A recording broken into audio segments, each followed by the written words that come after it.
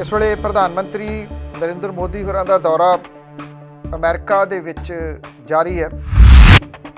किसान जथेबंदियां दे आगूआं ने यह अपील की है कि उन्हां दा विरोध किया जाए, जिहदे विच राकेश टकैत शामिल ने, इहदे विच बलवीर सिंह राजेवाल शामिल ने, डॉक्टर दर्शनपाल होरां दी अपील सब दे वल्लों एक वीडियो के रूप दे विच कीती गई है। कैप्टन अमरिंदर सिंह होरां दा भविख की है, ਜਿਹੜੇ ਕਿ ਇੱਕ ਵਾਰੀ ਫੇਰ ਪਰ ਤੋਲ ਰਹੇ ਆ ਕਿ ਅਜੇ ਉਹਨਾਂ ਦੇ ਅੰਦਰੋਂ ਸਿਆਸਤ ਖਤਮ ਨਹੀਂ ਹੋਈ। ਇੰਦਰਾ ਪੋਰਟ ਤੋਂ 3000 ਕਿਲੋ ਡਰੱਗ ਫੜੀ ਗਈ ਹੈ। ਇਹ ਭਾਰਤ ਦੇ ਵਿੱਚ ਫੜੀ ਗਈ ਕਿਸੇ ਵੀ ਡਰੱਗ ਖੇਪ ਦੀ ਸਭ ਤੋਂ ਵੱਡੀ ਖੇਪ ਕਹੀ ਜਾ ਰਹੀ ਹੈ। ਪਰ ਇਹਦੀ ਕੀਮਤ ਖੁੱਲੇ ਬਾਜ਼ਾਰ ਦੇ ਵਿੱਚ 15,000 ਕਰੋੜ ਤੋਂ ਲੈ ਕੇ 21,000 ਕਰੋੜ ਰੁਪਈਆ ਦੱਸੀ ਜਾ ਰਹੀ ਹੈ। ਡਰੱਗ ਦਾ ਧੰਦਾ ਇਸ ਵੇਲੇ ਵਿਸ਼ਵ ਪੱਧਰ ਦੇ ਉੱਤੇ ਸਭ ਤੋਂ ਵੱਡੇ ਧੰਦਿਆਂ ਦੇ ਵਿੱਚ ਸ਼ਾਮਲ ਹੈ। ਬਹੁਤ ਪੈਸਾ ਇਹਦੇ ਵਿੱਚ। 12 ਦੀਆਂ ਚੋਣਾਂ ਦੇ ਵਿੱਚ ਉਹਨਾਂ ਦਾ ਰਾਜਾਸ਼ਾਹੀ ਅੰਦਾਜ਼ ਸਾਹਮਣੇ ਆਇਆ ਸੀ। ਵੋਟਾਂ ਤੋਂ ਕੁਝ ਦਿਨ ਪਹਿਲਾਂ ਉਹ ਪਹਾੜਾਂ ਤੇ ਚੜ੍ਹ ਗਏ ਸੀ। ਜਿਹੜੀ ਅਕਾਲੀ ਸਰਕਾਰ ਜਿਹੜੀ 2007 ਤੋਂ ਚੱਲੀ ਆਉਂਦੀ ਸੀ, ਉਹਨੇ 12 ਦੇ ਵਿੱਚ ਰਿਜ਼ਰਵ ਸੀਟਾਂ ਦੇ ਉੱਤੇ ਕੰਮ ਕਰ ਲਿਆ। ਕੰਮ ਕਿਵੇਂ ਕੀਤਾ ਉਹ ਵੱਖਰੀ ਗੱਲ ਹੈ। ਤਾਂ ਉਹ ਸਰਕਾਰ ਮੁੜ ਕੇ ਬਣਾ ਗਈ। ਕੈਪਟਨ ਅਮਰਿੰਦਰ ਸਿੰਘ ਹੋਰੀ ਸਿਆਸਤ ਤੋਂ ਲਗਭਗ ਲਾਂਭੇ ਹੋ ਗਏ। ਉਹ ਉਦੋਂ ਪਰਤੇ ਜਦੋਂ ਵੋਟਾਂ ਫੇਰ ਆਉਣ ਵਾਲੀਆਂ ਸੀ। 17 ਦੇ ਵਿੱਚ ਜੋ ਵਾਅਦਿਆਂ ਦੀ ਝੜੀ ਕਪਤਾਨ ਸਾਹਿਬ ਨੇ ਲਾਈ, ਉਹਦੀ ਮਿਸਾਲ ਨਹੀਂ ਕਿਤੇ ਹੋਰ ਮਿਲਦੀ। ਕੈਪਟਨ ਸਾਹਿਬ ਨੇ ਆਪਣੀਆਂ ਅੱਖਾਂ ਤੇ ਕੰਨ ਉਹਨਾਂ ਅਫਸਰਾਂ ਨੂੰ ਬਣਾ ਲਿਆ ਜਿਨ੍ਹਾਂ ਨੇ ਅਸਲ ਸਥਿਤੀ ਕੈਪਟਨ ਅਮਰਿੰਦਰ ਸਿੰਘ ਤੱਕ ਪਹੁੰਚਣ ਨਹੀਂ ਦਿੱਤੀ। ਉਹਨਾਂ ਨੇ ਸਥਿਤੀ ਉਹ ਪਹੁੰਚਾਈ ਜੋ ਕੈਪਟਨ ਸਾਹਿਬ ਸੁਣਨਾ ਚਾਹੁੰਦੇ ਸੀ।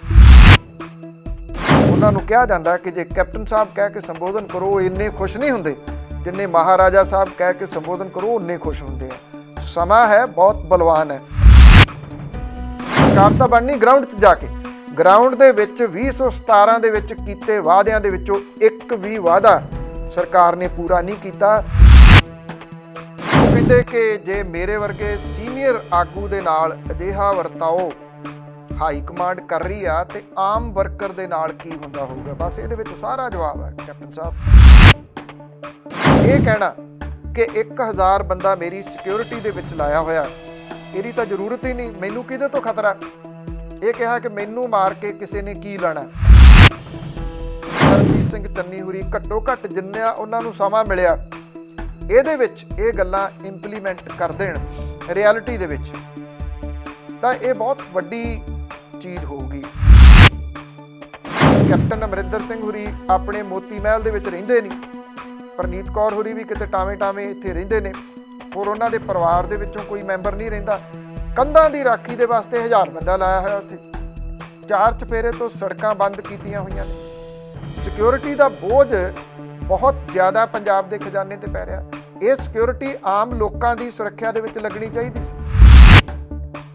ਇਸ ਵਿਅਕਤੀ ਨੂੰ ਸਿਕਿਉਰਿਟੀ ਚਾਹੀਦੀ ਆ, ਉਹਨੂੰ ਕੋਈ 2 ਲੈ, 4 ਲੈ, 10 ਲੈ, 15 ਲੈ, ਜਿੰਨੇ ਚਾਹੀਦੇ ਆ। ਇਹਨਾਂ ਦੀ ਤਨਖਾਹ ਤੇਰੀ ਜੇਬ ਦੇ ਵਿੱਚੋਂ ਦਿੱਤੀ ਜਾਊਗੀ। ਉਸ ਤੋਂ ਬਾਅਦ ਤੁਸੀਂ ਦੇਖਣਾ ਪੰਜਾਬ ਦੇ ਵਿੱਚੋਂ ਮੈਕਸਿਮਮ ਸਿਕਿਉਰਿਟੀ ਹਟਾ ਦਿੱਤੀ ਜਾਊਗੀ।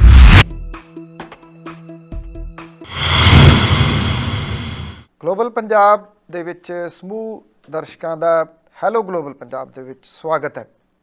ਹੈਲੋ ਗਲੋਬਲ ਪੰਜਾਬ ਤੁਹਾਡੇ ਵਾਸਤੇ ਹਫਤੇ ਦੇ 5 ਦਿਨ ਪੇਸ਼ ਕੀਤਾ ਜਾਂਦਾ ਔਰ 3 ਦਿਨ ਇਹਦੇ ਵਿੱਚ ਵੜੈਤ ਸਾਹਿਬ ਹੁੰਦੇ ਨੇ ਔਰ 2 ਦਿਨ ਮੇਰੀ ਤੁਹਾਡੀ ਹਾਜ਼ਰੀ ਰਹਿੰਦੀ ਹੈ। ਔਰ ਦੁਨੀਆ ਦੇ ਜਿਹੜੇ ਵੀ ਹਿੱਸੇ ਦੇ ਵਿੱਚ ਤੁਸੀਂ ਇਸ ਪ੍ਰੋਗਰਾਮ ਦੇ ਨਾਲ ਜੁੜ ਬੈਠੇ ਹੋ, ਸਭ ਤੋਂ ਪਹਿਲਾਂ ਇਸ ਪ੍ਰੋਗਰਾਮ ਦੇ ਵਿੱਚ ਬਲਤੇਜ ਪੰਨੂ ਦੀ ਸਤਿ ਸ਼੍ਰੀ ਅਕਾਲ ਪ੍ਰਵਾਨ ਹੋਵੇ।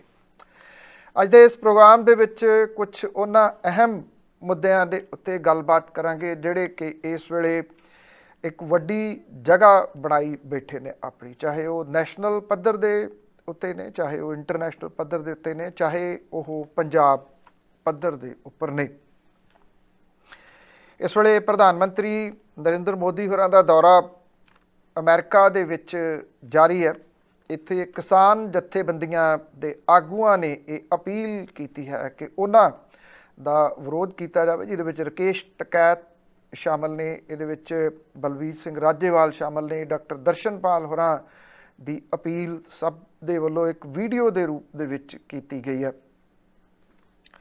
ਗੱਲਬਾਤ ਸ਼ੁਰੂ ਕਰਾਂਗੇ ਜਿਹੜੀ ਉਹ ਇੱਕ ਤਾਂ ਵੱਡੇ ਰੈਕਟ ਦੀ ਗੱਲ ਕਰਾਂਗੇ ਜਿਹੜਾ ਡਰੱਗ ਦਾ ਫੜਿਆ ਗਿਆ।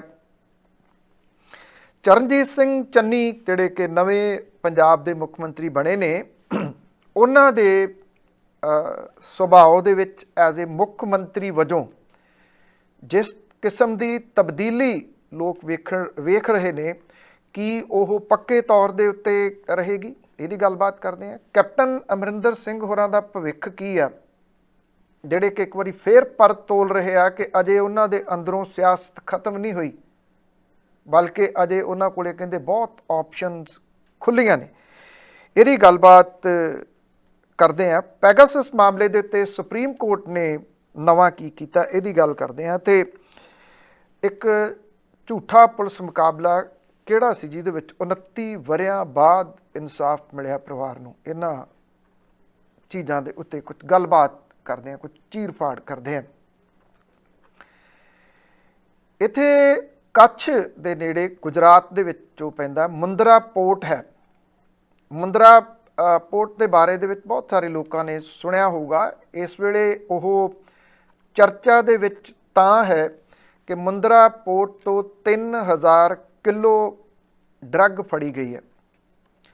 ਇਹ ਭਾਰਤ ਦੇ ਵਿੱਚ ਫੜੀ ਗਈ ਕਿਸੇ ਵੀ ਡਰੱਗ ਖੇਪ ਦੀ ਸਭ ਤੋਂ ਵੱਡੀ ਖੇਪ ਕਹੀ ਜਾ ਰਹੀ ਹੈ, ਔਰ ਇਹਦੀ ਕੀਮਤ ਖੁੱਲ੍ਹੇ ਬਾਜ਼ਾਰ ਦੇ ਵਿੱਚ 15,000 ਕਰੋੜ ਤੋਂ ਲੈ ਕੇ 21,000 ਕਰੋੜ ਰੁਪਈਆ ਦੱਸੀ ਜਾ ਰਹੀ ਹੈ, ਕਿਉਂਕਿ ਵੱਖੋ ਵੱਖਰੇ ਕੀਮਤ ਦੇ ਉੱਤੇ ਤਰਕ ਨੇ, ਉਹ ਕੁਝ ਵੀ ਹੋ ਸਕਦੇ ਨੇ। ਪਰ 3000 ਕਿਲੋ ਡਰੱਗ ਕਿੰਨੇ ਪਿੰਡਾਂ, ਕਸਬਿਆਂ ਅਤੇ ਸ਼ਹਿਰਾਂ ਨੂੰ ਤਬਾਹ ਕਰ ਸਕਦੀ ਸੀ। ਇਹ ਤਾਂ ਫੜੀ ਗਈ ਹੈ। ਅਕਸਰ ਜਦੋਂ ਇਹਦੀ ਗੱਲ ਕਰੀਏ ਤਾਂ ਜਿਹੜੇ ਪੁਲਿਸ ਦੇ ਵਿੱਚ ਨੇ ਜਾਂ ਜਿਹੜੇ ਡਰੱਗ ਫੜਨ ਵਾਲੇ ਨੇ, ਉਹ ਇਹ ਗੱਲ ਕਹਿੰਦੇ ਆ, ਐਕਸਪਰਟ ਜਿਹੜੇ ਨੇ, ਕਿ ਨਸ਼ੇ ਦੀ ਸਮਗਲਿੰਗ, ਕਿਸੇ ਵੀ ਨਸ਼ੇ ਦੀ ਜਿਹੜੀ ਸਮਗਲਿੰਗ, ਉਹਦੇ ਵਿੱਚ ਕੋਈ 10% ਹੈ ਜਿਹੜੀ ਫੜੀ ਜਾਂਦੀ ਹੈ, 90% ਲੰਘ ਜਾਂਦੀ ਹੈ। ਡਰੱਗ ਦਾ ਧੰਦਾ ਇਸ ਵੇਲੇ ਵਿਸ਼ਵ ਪੱਧਰ ਦੇ ਉੱਤੇ ਸਭ ਤੋਂ ਵੱਡੇ ਧੰਦਿਆਂ ਦੇ ਵਿੱਚ ਸ਼ਾਮਲ ਹੈ। ਬਹੁਤ ਪੈਸਾ ਹੈ ਇਹਦੇ ਵਿੱਚ। ਇਹਦੇ ਵਿੱਚ ਜਿਹੜਾ ਟ੍ਰਾਇੰਗਲ ਹੈ ਤਕਰੀਬਨ ਹਰੇਕ ਜਗ੍ਹਾ ਦੇ ਉੱਤੇ ਸਾਹਮਣੇ ਆਉਂਦਾ, ਜਿਹਦੇ ਵਿੱਚ ਸਮਗਲਰ, ਰਾਜਨੀਤਿਕ ਅਤੇ ਪੁਲਿਸ ਦੀਆਂ ਕਾਲੀਆਂ ਭੇਡਾਂ ਇਹਦੇ ਵਿੱਚ ਸ਼ਾਮਲ ਰਹਿੰਦੀਆਂ ਨੇ। ਸਭ ਤੋਂ ਵੱਧ ਜੇ ਕਿਸੇ ਨੇ ਭੁਗਤਿਆ ਜਾਂ ਭੁਗਤ ਰਿਹਾ ਡਰੱਗ ਨੂੰ ਤਾਂ ਉਹ ਪੰਜਾਬ ਹੈ, ਪੰਜਾਬੀ ਨੇ। ਵਿਸ਼ਵ ਭਰ ਦੇ ਵਿੱਚ ਰਹਿੰਦੇ ਪੰਜਾਬੀ, ਦੁਨੀਆ ਦੇ ਵੱਖ-ਵੱਖ ਮੁਲਕਾਂ ਦੇ ਵਿੱਚ ਰਹਿੰਦੇ, ਕੈਨੇਡਾ, ਅਮਰੀਕਾ, ਆਸਟ੍ਰੇਲੀਆ ਦੇ ਵਿੱਚ ਜਿਹੜੇ ਮਿਹਨਤਕਸ਼ ਪੰਜਾਬੀ ਨੇ, ਉਹਨਾਂ ਦਾ ਵੀ ਸਿਰ ਉਦੋਂ ਨੀਵਾਂ ਹੁੰਦਾ ਜਦੋਂ ਚਾਹੇ ਉਹ ਕੈਨੇਡਾ ਅਮਰੀਕਾ ਦੀ ਸਰਹੱਦ ਹੈ, ਚਾਹੇ ਉਹ ਆਸਟ੍ਰੇਲੀਆ ਦੇ ਵਿੱਚ ਹੈ, ਕਿ ਜਦੋਂ ਕਿਤੇ ਡਰੱਗ ਫੜੀ ਜਾਂਦੀ ਹੈ ਤਾਂ ਉਹਦੇ ਵਿੱਚ ਪੰਜਾਬੀਆਂ ਦੇ ਨਾਮ ਆਉਂਦੇ ਆ।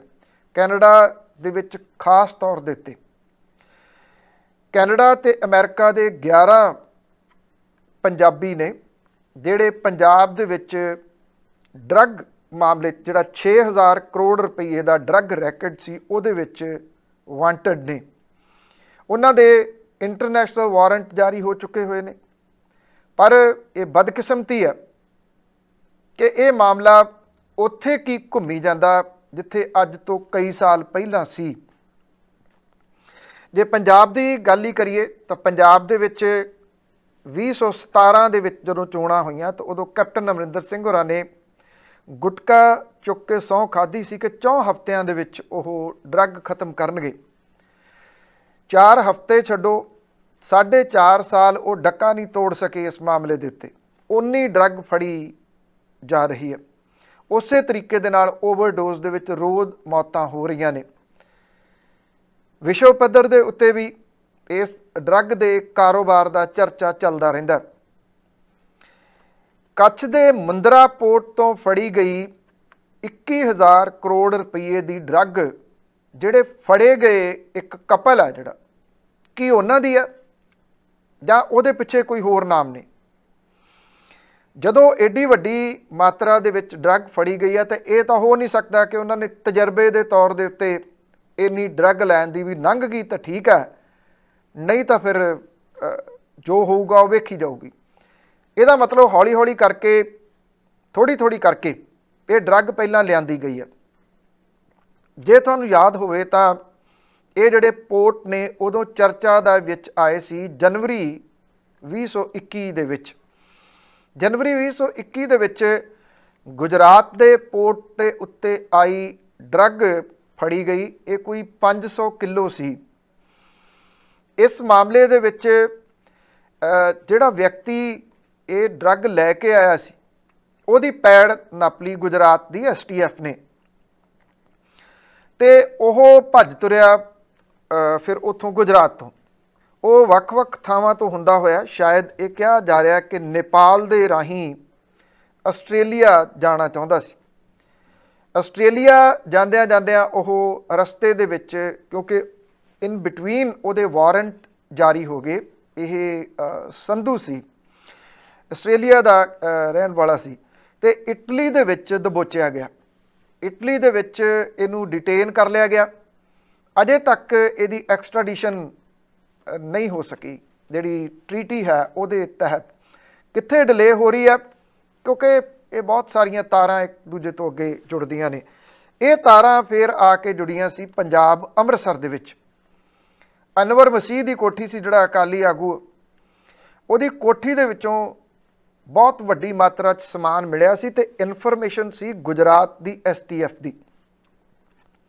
ਗੁਜਰਾਤ ਦੀ STF ਦੀ ਇਨਪੁਟ ਦੇ ਨਾਲ ਇੱਥੋਂ ਪੰਜਾਬ ਦੀ STF ਨੇ ਇਹ ਛਾਪਾ ਮਾਰਿਆ ਸੀ। ਅਨਵਰ ਮਸੀਹ ਕਹਿੰਦਾ ਸੀ ਮੈਨੂੰ ਨਹੀਂ ਪਤਾ, ਮੈਂ ਕੋਠੀ ਕਿਰਾਏ ਤੇ ਦਿੱਤੀ ਹੋਈ। ਉਹ ਅਕਾਲੀ ਭਾਜਪਾ ਰਾਜ ਦੇ ਵੇਲੇ ਆਗੂਆਂ ਦੇ ਬਹੁਤ ਨੇੜੇ ਰਿਹਾ ਸੀ ਉਹਨਾਂ ਦੇ, ਔਰ ਵੱਖ-ਵੱਖ ਉਹਦੀਆਂ ਤਸਵੀਰਾਂ, ਉਹਨੂੰ ਉੱਚ ਅਹੁਦੇ ਵੀ ਦਿੱਤੇ ਹੋਏ ਸੀ, ਉਦੋਂ ਸਾਰੇ ਸਾਹਮਣੇ ਆਏ ਸਨ। ਫਿਰ ਅਨਵਰ ਮਸੀਹ ਨੇ ਜ਼ਹਿਰ ਖਾਣ ਦੀ ਕੋਸ਼ਿਸ਼ ਕੀਤੀ ਸੀ ਕਿ ਉਹਨੂੰ ਅਦਾਲਤ ਤੋਂ ਇਨਸਾਫ ਨਹੀਂ ਮਿਲ ਰਿਹਾ, ਮਤਲਬ ਕਿ ਉਹਨੂੰ ਜ਼ਮਾਨਤ ਨਹੀਂ ਮਿਲ ਰਹੀ। ਇਹ ਸਾਰੀਆਂ ਤੁਸੀਂ ਗੱਲਾਂ ਦੇਖੀਆਂ ਹੋਣਗੀਆਂ। ਉਦੋਂ ਜੇਕਰ ਇਹਨੂੰ ਸੀਰੀਅਸ ਲਿਆ ਜਾਂਦਾ 500 ਕਿਲੋ ਨੂੰ, ਇਹਦਾ ਮਤਲਬ ਸੀਰੀਅਸ ਨਹੀਂ ਲਿਆ ਗਿਆ। ਕੋਈ ਵਿਅਕਤੀ ਭੱਜ ਗਿਆ, ਉਸ ਤੋਂ ਬਾਅਦ ਕੰਮ ਠੱਪ ਹੋ ਗਿਆ। ਤਾਂ ਹੀ ਇਹ ਜੋੜੇ ਨੇ 3000 ਕਿਲੋ ਡਰੱਗ ਲਿਆਂਦੀ। ਇਹਦਾ ਮਤਲਬ ਇਹ ਵੀ ਹੈ ਕਿ 500 ਕਿਲੋ ਵੀ ਪਹਿਲੀ ਵਾਰੀ ਨਹੀਂ ਆ ਸਕਦੀ। ਪਹਿਲਾਂ ਥੋੜ੍ਹੀ ਥੋੜ੍ਹੀ ਕਰਕੇ ਲਿਆ ਕੇ ਦੇਖਦੇ ਨੇ ਸਮਗਲਰ, ਜੇ ਲੰਘਦੀ ਹੈ ਤੇ ਫਿਰ ਵੱਡੀ ਖੇਪ ਆਉਂਦੀ ਹੈ। ਜਿਹੜਾ ਇਹ ਜੋੜਾ ਫੜਿਆ ਗਿਆ, ਉਹਨਾਂ ਨੇ ਜੋ ਐਡਰੈਸ ਦਿੱਤਾ ਉਹ ਮੱਧ ਪ੍ਰਦੇਸ਼ ਦੇ ਵਿਜੇਵਾੜਾ ਦੇ ਵਿੱਚ ਉੱਥੋਂ ਦਾ ਐਡਰੈਸ ਦਿੱਤਾ। ਮੱਧ ਪ੍ਰਦੇਸ਼ ਦੀ ਵਿਜੇਵਾੜਾ ਦੀ ਪੁਲਿਸ ਕਹਿੰਦੀ ਆ ਕਿ ਇੱਥੇ ਇਸ ਡਰੱਗ ਦਾ ਕੋਈ ਲੈਣਾ ਦੇਣਾ ਨਹੀਂ, ਇੱਥੇ ਕੋਈ ਕਾਰੋਬਾਰ ਨਹੀਂ। ਜਿਹੜਾ ਐਡਰੈਸ ਦਿੱਤਾ ਗਿਆ ਉਹ ਤਾਂ ਇੱਕ ਢਾਰਾ ਛੋਟਾ ਜਿਹਾ ਛੱਪਰ ਹੈ, ਛੱਪਰ ਦਾ ਐਡਰੈਸ ਦਿੱਤਾ ਗਿਆ। ਉੱਥੇ ਕੋਈ ਕੰਪਨੀ ਨਹੀਂ ਗੀ ਜਿਹੜੀ ਕੰਪਨੀ ਰਜਿਸਟਰਡ ਕਰਵਾਈ ਗਈ ਹੈ। ਸਵਾਲ ਇਹ ਆ ਜਾਂਦਾ ਕਿ ਜਦੋਂ ਰਜਿਸਟ੍ਰੇਸ਼ਨ ਹੁੰਦੀ ਹੈ ਕੰਪਨੀਆਂ ਦੀ ਜਾਂ ਕੰਪਨੀ ਦੀ ਜਿਹੜੀ ਐਡਾ ਵੱਡਾ ਕਾਰੋਬਾਰ ਕਰ ਰਹੀ ਹੈ, ਉਹਦੇ ਵਾਸਤੇ ਜਿਹੜੀ ਇਨਵੈਸਟੀਗੇਸ਼ਨ ਕੀਤੀ ਜਾਂਦੀ ਆ, ਜਿਹੜੀ ਪੁਣਛਾਣ ਕੀਤੀ ਜਾਂਦੀ ਹੈ, ਜਿਹੜੇ ਆਮ ਬੰਦੇ ਨੇ ਕੋਈ ਕੰਪਨੀ ਰਜਿਸਟਰਡ ਕਰਵਾਉਣੀ ਹੋਵੇ ਤਾਂ ਇੱਥੇ ਕੰਪਨੀ ਰਜਿਸਟਰ ਕਰਨੀ ਭਾਰਤ ਦੇ ਵਿੱਚ ਕੋਈ ਖਾਲਾ ਜੀ ਦਾ ਵਾੜਾ ਨਹੀਂ। ਇੱਕ ਲੰਬਾ ਪ੍ਰੋਸੈਸ ਹੈ, ਇੱਕ ਲੈਂਥੀ ਪ੍ਰੋਸੈਸ ਹੈ, ਕਈ ਮਹੀਨੇ ਲੱਗ ਜਾਂਦੇ ਆ ਉਹਦੀ ਜਿਹੜੀ ਲੋਕਲ ਪ੍ਰਸ਼ਾਸਨ ਤੋਂ ਜਾਣਕਾਰੀ ਲਈ ਜਾਂਦੀ ਹੈ। ਇਹਦਾ ਮਤਲਬ ਕਿ ਵੱਡੇ ਨਾਮ ਇਹਦੇ ਵਿੱਚ ਸ਼ਾਮਲ ਨੇ। ਤੇ ਸਭ ਤੋਂ ਵੱਡੀ ਗੱਲ ਇਹ ਹੈ ਕਿ ਇਹ ਜਿਹੜਾ ਪੋਰਟ ਹੈ ਉਹ ਅਦਾਨੀ ਗਰੁੱਪ ਦਾ, ਜਿਨ੍ਹਾਂ ਨੇ ਇੱਥੇ ਪੰਜਾਬ ਦੇ ਵਿੱਚ ਵੀ ਸਾਈਲੋ ਬਣਾਏ ਨੇ। ਖੇਤੀ ਕਾਨੂੰਨਾਂ ਦੇ ਮਾਮਲੇ ਦੇ ਵਿੱਚ ਉਹਦਾ ਨਾਮ ਚਰਚਿਤ ਰਹਿੰਦਾ। ਘੱਟੋ ਘੱਟ ਇਸ ਵੇਲੇ ਬਹੁਤਾ ਨਹੀਂ ਤਾਂ ਇਹ ਦੋ ਗਰੁੱਪ ਭਾਰਤ ਦੇ ਹੈਗੇ ਨੇ ਜਿਹੜੇ ਅੱਧੇ ਭਾਰਤ ਦੇ ਮਾਲਕ ਬਣੇ ਬੈਠੇ ਆ। ਜਿੰਨਾ ਕੁ ਉਹਨਾਂ ਨੂੰ ਸੌਂਪ ਦਿੱਤਾ ਗਿਆ, ਚਾਹੇ ਏਅਰਪੋਰਟ ਨੇ ਚਾਹੇ ਪੋਰਟ ਨੇ, ਉਹਨਾਂ ਦੇ ਵੱਲੋਂ ਜਿਹੜਾ ਇਸ ਸੰਬੰਧੀ ਇੰਨਾ ਕੁ ਬਿਆਨ ਦਿੱਤਾ ਗਿਆ 2.5 ਲਾਈਨਾਂ ਦਾ ਕਿ ਸਾਡਾ ਤਾਂ ਪੋਰਟ ਹੈ, ਉੱਥੋਂ ਦੀ ਛਾਣਬੀਣ, ਉੱਥੋਂ ਦੀ ਸਿਕਿਉਰਿਟੀ ਸੁਰੱਖਿਆ ਦੀ ਜ਼ਿੰਮੇਵਾਰੀ ਸਾਡੀ ਥੋੜ੍ਹੀ ਹੈ। ਪੋਰਟ ਜਿਹੜਾ ਮਾਲਕ ਹੈ ਉਹਦਾ ਉੱਥੇ ਕੀ ਆ ਰਿਹਾ, ਕਿੰਨਾ ਆ ਰਿਹਾ, ਕਿਉਂ ਉਹਦੀ ਜ਼ਿੰਮੇਵਾਰੀ ਨਹੀਂ ਹੋ ਸਕਦੀ।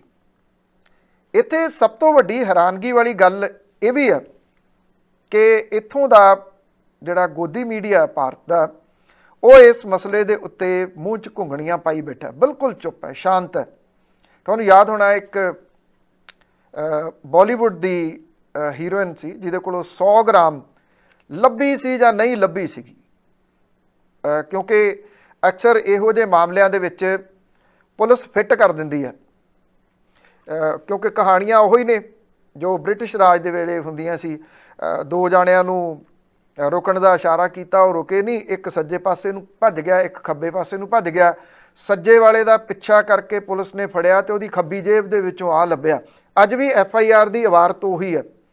ਹੁਣ 100 ਗ੍ਰਾਮ ਪਾਉਣੀ ਔਖੀ ਥੋੜ੍ਹੀ ਹੈ, ਨਾਲ ਇਹ ਕੀ ਪਤਾ ਕਿ 100 ਗ੍ਰਾਮ ਕੀ ਸੀ, ਆਟਾ ਸੀ, ਕੋਈ ਚੂਨਾ ਸੀ, ਕੀ ਸੀ। ਉਹਨੂੰ ਫੜ ਕੇ ਜੋ ਜਲੀਲ ਕੀਤਾ ਗਿਆ ਉਸ ਵੇਲੇ, ਜਿਹੜੇ ਇੱਕ ਫਿਲਮੀ ਕਲਾਕਾਰ ਨੇ ਸੁਸਾਈਡ ਕਰ ਲਿਆ ਸੀ ਉਸ ਮਾਮਲੇ ਦੇ ਵਿੱਚ, 100 ਗ੍ਰਾਮ ਡਰੱਗ ਦੇ ਉੱਤੇ ਤਾਂ ਐਡਾ ਵਾਵੇਲਾ ਖੜਾ ਹੋਇਆ ਸੀ ਕਿ ਇੱਥੋਂ ਦੇ ਇੱਕ ਚੈਨਲ ਦਾ ਹੋਸਟ ਜਿਹੜਾ ਉਹਦਾ ਮਾਲਕ ਵੀ ਆ, ਉਹ 1.5 ਫੁੱਟ ਕੁਰਸੀ ਤੋਂ ਉੱਪਰ ਟੱਪ ਰਿਹਾ ਸੀ ਉਹਨਾਂ ਦਿਨਾਂ 'ਚ। ਅੱਜ ਉਹ ਸ਼ਾਂਤ ਹੈ ਕਿ 3000 ਕਿਲੋ ਡਰੱਗ ਉਹਦੇ ਵਾਸਤੇ ਕੋਈ ਮਾਇਨੇ ਨਹੀਂ ਰੱਖਦੀ, 100 ਗ੍ਰਾਮ ਡਰੱਗ ਉਹਦੇ ਵਾਸਤੇ ਮਾਇਨੇ ਰੱਖਦੀ ਸੀ। ਕਿੰਨੇ ਲੋਕਾਂ ਨੂੰ ਇਹ ਤਬਾਹ ਕਰ ਸਕਦੀ ਸੀ। ਇਹਦੀ ਇਨਵੈਸਟੀਗੇਸ਼ਨ ਦੱਸੂਗੀ, ਇਨਵੈਸਟੀਗੇਸ਼ਨ ਕਿਹੋ ਜਿਹੀ ਹੋਣੀ ਹੈ ਉਹ ਸਭ ਨੂੰ ਪਤਾ ਹੈ। ਇੱਕ ਜੋੜਾ ਧਰ ਲਿਆ ਗਿਆ, ਉਹਦੇ ਉੱਤੇ ਸਾਰਾ ਕੁਝ ਪਾ ਦਿੱਤਾ ਜਾਊਗਾ ਕਿ ਅੱਗੋਂ ਪੋਰਟ ਦੇ ਉੱਤੇ ਕੋਈ ਸਖਤੀ ਹੋਊਗੀ ਜਾਂ ਜਿਹੜੀ NDPS ਐਕਟ ਹੈ ਉਹਦੇ ਵਿੱਚ ਕੋਈ ਤਬਦੀਲੀ ਹੋਊਗੀ। ਨਾਰਕੋਟਿਕ ਬਿਊਰੋ ਜਿਹੜੀ ਆ ਉਹ ਕਿਵੇਂ ਇਹਨੂੰ ਅੱਗੋਂ ਸਾਂਭੂਗੀ, ਇਹਦੇ ਉੱਤੇ ਸਰਕਾਰ ਦਾ ਕਿਸੇ ਕਿਸਮ ਦਾ ਕੋਈ ਬਿਆਨ ਅਜੇ ਤੱਕ ਨਹੀਂ ਆਇਆ। ਐਡੀ ਵੱਡੀ ਖੇਪ ਫੜੀ ਗਈ ਹੋਵੇ ਤੇ ਉੱਤੇ ਕੋਈ ਬਿਆਨ ਨਾ ਆਵੇ। ਵਿਰੋਧੀ ਧਿਰਾਂ ਨੇ ਇਹ ਗੱਲ ਕਹੀ ਹੈ ਕਿ ਜੱਜਾਂ ਦੇ ਉੱਤੇ ਆਧਾਰਿਤ ਕੋਈ ਕਮੇਟੀ ਇਹਦੀ ਜਾਂਚ ਕਰੇ। ਕਹਿ ਦੇਣਾ ਵਿਰੋਧੀ ਧਿਰ ਦਾ ਕੰਮ ਹੈ, ਕਰਨਾ ਸਰਕਾਰ ਨੇ ਹੈ ਨਹੀਂ ਗਾ। ਪੰਜਾਬ ਵੱਲ ਪਰਤਦੇ ਹਾਂ। ਕੈਪਟਨ ਅਮਰਿੰਦਰ ਸਿੰਘ ਹੋਰਾਂ ਨੇ ਕੁਝ 9.5 ਵਰ੍ਹੇ ਰਾਜ ਕੀਤਾ ਪੰਜਾਬ ਦੇ ਉੱਤੇ। 2002 ਤੋਂ ਲੈ ਕੇ 7 ਤੱਕ ਉਹਨਾਂ ਨੇ ਇੱਕ ਟਰਮ ਆਪਣੀ ਪੂਰੀ ਕੀਤੀ ਤੇ ਮੁੜ ਕੇ 17 ਦੇ ਵਿੱਚ ਉਹ ਬਣੇ। ਉਂਝ 12 ਦੇ ਵਿੱਚ ਬਣਦੇ ਰਹਿ ਗਏ ਸੀ। 12 ਦੀਆਂ ਚੋਣਾਂ ਦੇ ਵਿੱਚ ਉਹਨਾਂ ਦਾ ਰਾਜਾਸ਼ਾਹੀ ਅੰਦਾਜ਼ ਸਾਹਮਣੇ ਆਇਆ ਸੀ। ਵੋਟਾਂ ਤੋਂ ਕੁਝ ਦਿਨ ਪਹਿਲਾਂ ਉਹ ਪਹਾੜਾਂ ਤੇ ਚੜ੍ਹ ਗਏ ਸੀ ਤੇ ਇੱਥੇ ਵੋਟਾਂ ਦੇ ਵਿੱਚ ਉਦੋਂ ਜਿਹੜੀ ਅਕਾਲੀ ਸਰਕਾਰ ਜਿਹੜੀ 2007 ਤੋਂ ਚੱਲੀ ਆਉਂਦੀ ਸੀ, ਉਹਨੇ 12 ਦੇ ਵਿੱਚ ਰਿਜ਼ਰਵ ਸੀਟਾਂ ਦੇ ਉੱਤੇ ਕੰਮ ਕਰ ਲਿਆ। ਕੰਮ ਕਿਵੇਂ ਕੀਤਾ ਉਹ ਵੱਖਰੀ ਗੱਲ ਹੈ। ਤਾਂ ਉਹ ਸਰਕਾਰ ਮੁੜ ਕੇ ਬਣਾ ਗਈ ਤੇ ਫਿਰ ਕੈਪਟਨ ਅਮਰਿੰਦਰ ਸਿੰਘ ਹੋਰੀ ਸਿਆਸਤ ਤੋਂ ਲਗਭਗ ਲਾਂਭੇ ਹੋ ਗਏ। ਉਹ ਉਦੋਂ ਪਰਤੇ ਜਦੋਂ ਵੋਟਾਂ ਫੇਰ ਆਉਣ ਵਾਲੀਆਂ ਸੀ। ਪ੍ਰਤਾਪ ਸਿੰਘ ਬਾਜਵਾ ਹੋਰੀ ਉਹਦੇ ਵਿੱਚ ਲਗਾਤਾਰ ਕੰਮ ਕਰਦੇ ਰਹੇ। ਇੰਗਲੈਂਡ ਬੈਠ ਕੇ ਜਿਹੋ ਜਿਹੀ ਧਮਕੀ ਉਦੋਂ ਕੈਪਟਨ ਅਮਰਿੰਦਰ ਸਿੰਘ ਹੋਰਾਂ ਨੇ ਕਾਂਗਰਸ ਹਾਈ ਕਮਾਂਡ ਨੂੰ ਦਿੱਤੀ, ਉਸ ਘੁਰਕੀ ਤੋਂ ਕਾਂਗਰਸ ਹਾਈ ਕਮਾਂਡ ਡਰ ਗਈ ਕਿ ਕਿਤੇ ਕੈਪਟਨ ਅਮਰਿੰਦਰ ਸਿੰਘ ਹੋਰੀ ਵੱਖਰੀ ਪਾਰਟੀ ਬਣਾ ਕੇ ਚੋਣਾਂ ਨਾ ਲੜ ਲੈਣ। ਪੰਜਾਬ ਦੇ ਵਿੱਚ ਦੁਬਾਰਾ ਫਿਰ ਉਹਨਾਂ ਦੇ ਹੱਥ ਸੱਤਾ ਆਉਂਦੀ ਰਹਿ ਜੂਗੀ। ਪ੍ਰਤਾਪ ਸਿੰਘ ਬਾਜਵਾ ਹੋਰਾਂ ਨੂੰ ਇੱਕਦਮ ਚੁੱਕ ਕੇ ਸਾਈਡ ਤੇ ਕਰ ਦਿੱਤਾ ਗਿਆ। ਕੈਪਟਨ ਅਮਰਿੰਦਰ ਸਿੰਘ ਹੋਰੀ ਫਿਰ ਪੰਜਾਬ ਕਾਂਗਰਸ ਦੇ ਪ੍ਰਧਾਨ ਬਣ ਗਏ। 17 ਦੇ ਵਿੱਚ ਜੋ ਵਾਅਦਿਆਂ ਦੀ ਝੜੀ ਕਪਤਾਨ ਸਾਹਿਬ ਨੇ ਲਾਈ, ਉਹਦੀ ਮਿਸਾਲ ਨਹੀਂ ਕਿਤੇ ਹੋਰ ਮਿਲਦੀ।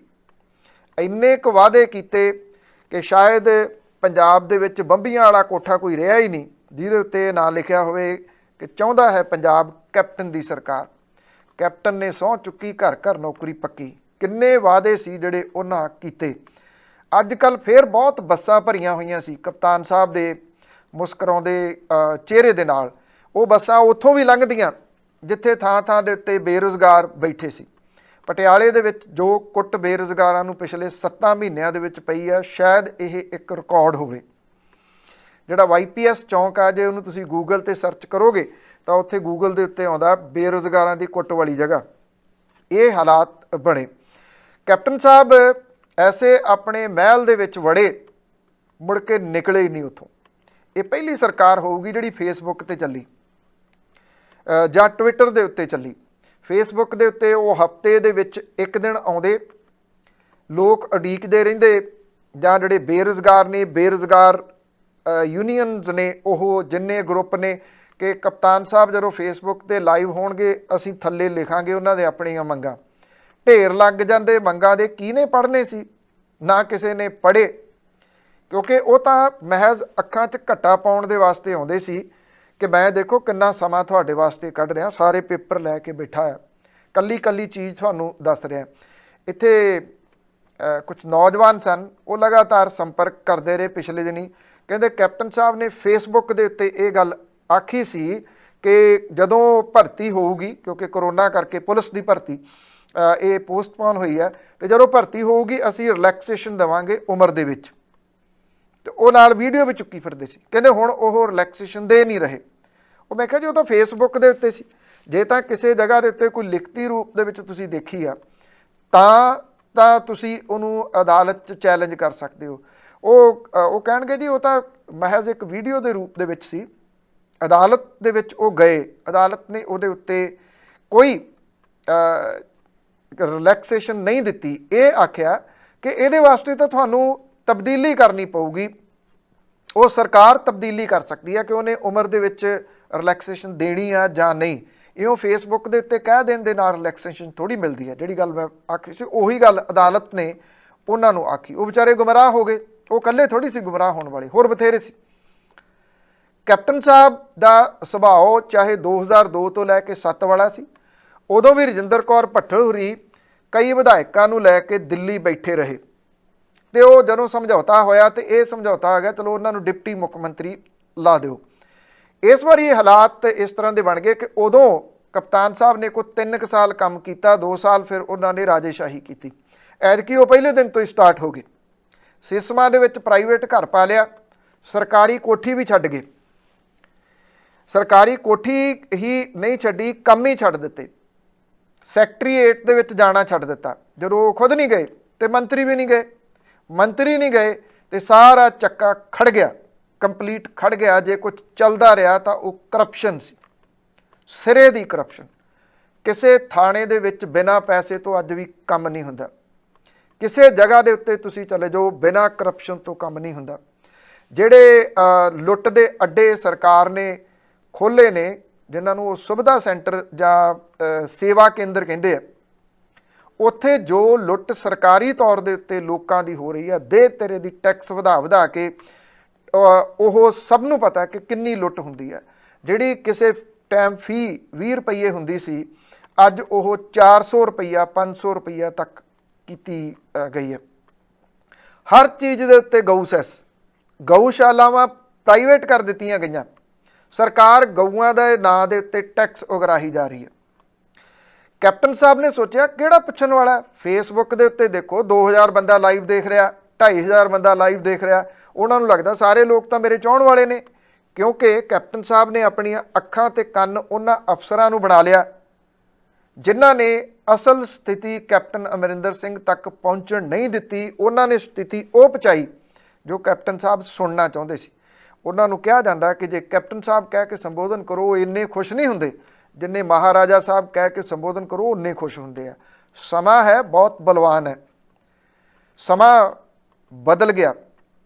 बदल कुछ इस तरह गया कि कांग्रेस नूं हाईकमांड नूं लगन लग गया कि 22 आ गया, 22 दे विच तां फेसबुक दे उत्ते तां चोण होणी नहीं।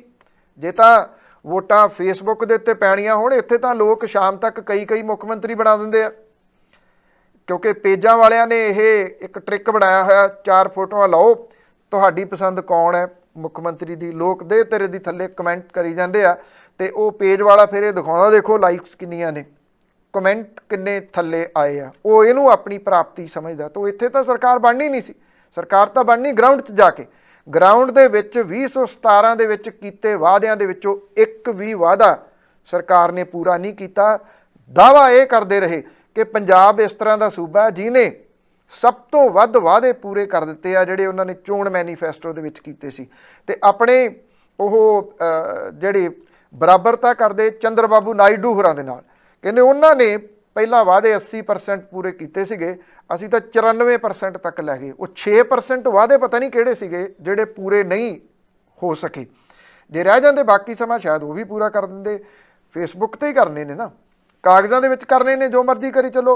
बेअदबी वालीआं घटनावां दी जांच उत्थे ही खड़ी है, 3 ਸਿੱਟ ਬਣੀਆਂ ਹੋਈਆਂ ਨੇ, ਤਿੰਨੇ ਦੀਆਂ ਤਿੰਨੇ ਸਿੱਟ ਕਿੱਥੇ ਨੇ ਇਸ ਵੇਲੇ ਕਿਸੇ ਨੂੰ ਕੁਝ ਨਹੀਂ ਪਤਾ। ਡਰੱਗ ਵਾਲੇ ਮਾਮਲੇ ਸਭ ਨੂੰ ਪਤਾ ਹੈ, ਪਾਵਰ ਪਰਚੇਜ਼ ਐਗਰੀਮੈਂਟ ਦੇ ਉੱਤੇ ਵਾਈਟ ਪੇਪਰ ਆਊਗਾ, ਆਹ ਹੋਊਗਾ, ਸਾਰਾ ਕੁਝ ਹੀ ਲੰਘ ਗਿਆ ਤੇ ਤਬਦੀਲੀ ਹੋਈ। ਤੇ ਹੁਣ ਕੈਪਟਨ ਅਮਰਿੰਦਰ ਸਿੰਘ ਹੋਰੀ ਇਸ ਗੱਲ ਨੂੰ ਬਰਦਾਸ਼ਤ ਨਹੀਂ ਕਰ ਪਾ ਰਹੇ ਕਿ ਉਹ ਤਾਂ ਰਾਜਿਆਂ ਦੇ ਖਾਨਦਾਨ ਦੇ ਵਿੱਚੋਂ ਨੇ, ਇੱਦਾਂ ਉਹਨਾਂ ਤੋਂ ਰਾਤ ਨੂੰ 12:15 ਵਜੇ ਟਵੀਟ ਕਰਕੇ ਜਿਹੜੀ CLP ਦੀ ਮੀਟਿੰਗ ਹੈ ਉਹ ਕਿਵੇਂ ਸੱਦੀ ਜਾ ਸਕਦੀ ਹੈ। ਰਾਜੇ ਕਿਉਂ ਰਾਜ ਪਲਟਾ ਬਰਦਾਸ਼ਤ ਨਹੀਂ ਸਨ ਕਰਦੇ ਹੁੰਦੇ, ਜਿਹੜਾ ਕਿ ਉਹਨਾਂ ਤੋਂ ਬਰਦਾਸ਼ਤ ਨਹੀਂ ਹੋ ਰਿਹਾ। ਪਰ ਉਹ ਇੱਕ ਗੱਲ ਭੁੱਲਦੇ ਨੇ ਕਿ ਉਹ ਚੁਣੇ ਹੋਏ ਨੁਮਾਇੰਦੇ ਸਨ, ਜਿੱਥੋਂ ਉਹ ਚੁਣ ਕੇ ਗਏ ਉਸ ਵਿਧਾਨ ਸਭਾ ਦੇ ਵਿੱਚ ਉਹ ਇੱਕ ਸਿੰਗਲ ਦਿਨ ਵੀ ਨਹੀਂ ਆਏ। ਉਹਨਾਂ ਨੇ ਪੁੱਛਿਆ ਹੀ ਨਹੀਂ ਕਿ ਉਹਨਾਂ ਦੇ ਇਸ ਵਿਧਾਨ ਸਭਾ ਹਲਕੇ ਦੇ ਹਾਲਾਤ ਕੀ ਨੇ। ਕੈਪਟਨ ਅਮਰਿੰਦਰ ਸਿੰਘ ਹੋਰੀ ਅੱਗੋਂ ਕਿਵੇਂ ਛਟਪਟਾ ਰਹੇ ਨੇ ਔਰ ਉਹ ਕੀ ਕਰ ਸਕਦੇ ਨੇ, ਇਹਦੇ ਸੰਬੰਧੀ ਗੱਲਬਾਤ ਜਿਹੜੀ ਉਹ ਜਾਰੀ ਰੱਖਾਂਗੇ, ਪਰ ਉਸ ਤੋਂ ਪਹਿਲਾਂ ਇੱਕ ਛੋਟੀ ਜਿਹੀ ਬ੍ਰੇਕ। ਹੈਲੋ ਗਲੋਬਲ ਪੰਜਾਬ ਦੇ ਵਿੱਚ ਬ੍ਰੇਕ ਤੋਂ ਬਾਅਦ ਇੱਕ ਵਾਰੀ ਫੇਰ ਸਮੂਹ ਦਰਸ਼ਕਾਂ ਦਾ ਸਵਾਗਤ ਹੈ। ਬ੍ਰੇਕ ਤੇ ਜਾਣ ਤੋਂ ਪਹਿਲਾਂ ਗੱਲਬਾਤ ਕਰ ਰਿਹਾ ਸੀ ਕੈਪਟਨ ਅਮਰਿੰਦਰ ਸਿੰਘ ਹੋਰਾਂ ਦੇ ਬਾਰੇ ਦੇ ਵਿੱਚ, ਪੰਜਾਬ ਦੇ ਸਾਬਕਾ ਮੁੱਖ ਮੰਤਰੀ ਦੇ ਬਾਰੇ 'ਚ। ਉਹ ਕਹਿੰਦੇ ਕਿ ਜੇ ਮੇਰੇ ਵਰਗੇ ਸੀਨੀਅਰ ਆਗੂ ਦੇ ਨਾਲ ਅਜਿਹਾ ਵਰਤਾਓ ਹਾਈ ਕਮਾਂਡ ਕਰ ਰਹੀ ਆ ਤੇ ਆਮ ਵਰਕਰ ਦੇ ਨਾਲ ਕੀ ਹੁੰਦਾ ਹੋਊਗਾ। ਬਸ ਇਹਦੇ ਵਿੱਚ ਸਾਰਾ ਜਵਾਬ ਹੈ ਕੈਪਟਨ ਸਾਹਿਬ। ਇੱਥੇ ਆਮ ਵਰਕਰ ਨੂੰ ਛੱਡੋ, ਤੁਸੀਂ MLAs ਤੱਕ ਨੂੰ ਇਜਾਜ਼ਤ ਨਹੀਂ ਸੀ ਤੁਹਾਡੇ ਸਿਸਮਾਂ ਵਾਲੇ ਮਹਿਲ ਦੇ ਅੰਦਰ ਜਾਣ ਦੀ। ਇਹ ਗੱਲ ਚੱਲ ਰਹੀ ਆ ਕਿ ਇੱਕ ਕੈਬਨਿਟ ਮੰਤਰੀ ਜਿਨ੍ਹਾਂ ਦਾ ਰੋਲ ਕੈਪਟਨ ਅਮਰਿੰਦਰ ਸਿੰਘ ਹੋਰਾਂ ਨੂੰ ਰਿਮੂਵ ਕਰਨ ਦੇ ਵਿੱਚ ਵੀ ਕਾਫੀ ਵੱਡਾ ਰਿਹਾ, ਹੁਣ ਡਿਪਟੀ ਮੁੱਖ ਮੰਤਰੀ ਬਣ ਗਏ ਨੇ, ਉਹ ਗੱਲਬਾਤ ਕਰਨੀ ਚਾਹੁੰਦੇ ਸੀ ਕੈਪਟਨ ਅਮਰਿੰਦਰ ਸਿੰਘ ਹੋਰਾਂ ਦੇ ਨਾਲ ਕੁਝ ਵਿਸ਼ਿਆਂ ਦੇ ਉੱਤੇ। ਉਹਨਾਂ ਨੂੰ ਇਜਾਜ਼ਤ ਨਹੀਂ ਸੀ ਮਿਲ ਰਹੀ ਤੇ ਉਹ ਇੱਕ ਸੀਨੀਅਰ ਅਫਸਰ ਦੀ ਗੱਡੀ ਦੇ ਵਿੱਚ ਬਹਿ ਕੇ ਲੁੱਕ ਕੇ ਉੱਥੇ ਪਹੁੰਚੇ ਕਿ ਉਂਝ ਤਾਂ ਉਹਨਾਂ ਨੇ ਮਿਲਣਾ ਨਹੀਂ। ਇਹ ਹਾਲਾਤ ਸਨ। ਤੁਹਾਨੂੰ ਵਰਕਰ ਚੇਤੇ ਆ ਰਹੇ ਨੇ, ਹੱਦ ਹੈ ਇੰਨੀ ਦੇਰ ਤੋਂ ਬਾਅਦ। ਹੁਣ ਕੈਪਟਨ ਸਾਹਿਬ ਇਹ ਕਹਿੰਦੇ ਆ ਕਿ ਮੈਂ ਨਵਜੋਤ ਸਿੰਘ ਸਿੱਧੂ ਨੂੰ ਰੋਕਣ ਦੇ ਵਾਸਤੇ ਆਪਣੀ ਪੂਰੀ ਵਾਹ ਲਾਉਂਗਾ, ਕਿਉਂਕਿ ਨਵਜੋਤ ਸਿੰਘ ਸਿੱਧੂ ਹੋਰੀ ਪੰਜਾਬ ਦੇ ਵਾਸਤੇ ਖਤਰਾ ਨੇ, ਮੁਲਕ ਦੇ ਵਾਸਤੇ ਖਤਰਾ ਨੇ। ਉਹ ਖਤਰਾ ਕਿਵੇਂ ਨੇ? ਉਹ ਕਹਿੰਦੇ ਕਿ ਉਹਦੇ ਪਾਕਿਸਤਾਨ ਦੇ ਨਾਲ ਸੰਬੰਧ ਨੇ, ਉੱਥੋਂ ਦੇ ਪ੍ਰਧਾਨ ਮੰਤਰੀ ਦੇ ਨਾਲ ਉਹਦੀ ਦੋਸਤੀ ਹੈ ਤੇ ਉੱਥੋਂ ਦੇ ਫੌਜ ਦੇ ਮੁਖੀ ਦੇ ਨਾਲ ਉਹਨੇ ਜੱਫੀ ਪਾਈ ਸੀ। ਕਿਆ ਤਰਕ ਦਿੱਤਾ ਜਾ ਰਿਹਾ। ਇਉਂ ਤਾਂ ਫਿਰ ਭਾਰਤ ਦੇ ਪ੍ਰਧਾਨ ਮੰਤਰੀ ਵੀ ਇੱਕ ਵਾਰੀ ਬਿਨਾਂ ਸੱਦੇ ਤੋਂ ਉਤਰ ਗਏ ਸੀ ਉੱਥੇ, ਤੇ ਉਹਨਾਂ ਨੇ ਵੀ ਪਾਕਿਸਤਾਨ ਦੇ ਪ੍ਰਧਾਨ ਮੰਤਰੀ ਦੇ ਨਾਲ ਜੱਫੀ ਪਾਈ ਸੀ।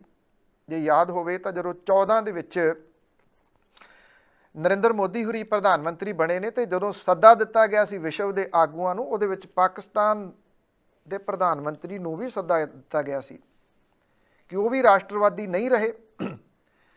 ਕੈਪਟਨ ਸਾਹਿਬ ਦੀ ਜਿੰਨੀ ਉਮਰ ਹੋ ਗਈ ਹੈ, ਕਿਉਂਕਿ ਕਿੰਨੇ ਲੋਕਾਂ ਦੇ ਹਿੱਸੇ ਆਉਂਦਾ ਦੂਜੀ ਵਾਰੀ ਇੱਕ ਸੂਬੇ ਦਾ ਮੁੱਖ ਮੰਤਰੀ ਬਣ ਜਾਣਾ।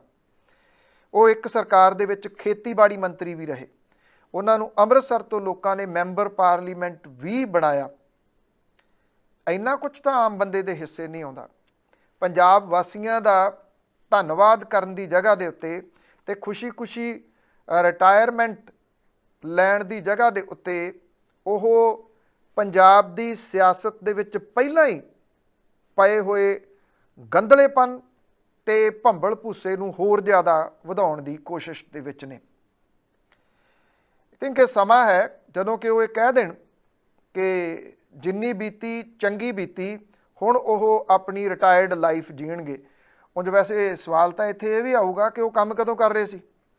ਰਿਟਾਇਰਡ ਲਾਈਫ ਹੀ ਤਾਂ ਜੀ ਰਹੇ ਸੀ। 4.5 ਸਾਲ ਜੇ ਰਿਟਾਇਰਮੈਂਟ ਵਾਲੀ ਲਾਈਫ ਉਹਨਾਂ ਨੇ ਨਹੀਂ ਜੀਵੀ ਤਾਂ ਉਹ ਹੋਰ ਕੀ ਸੀ? ਤੜਕੇ ਹੀ ਤਾਂ ਲਾਉਂਦੇ ਰਹੇ।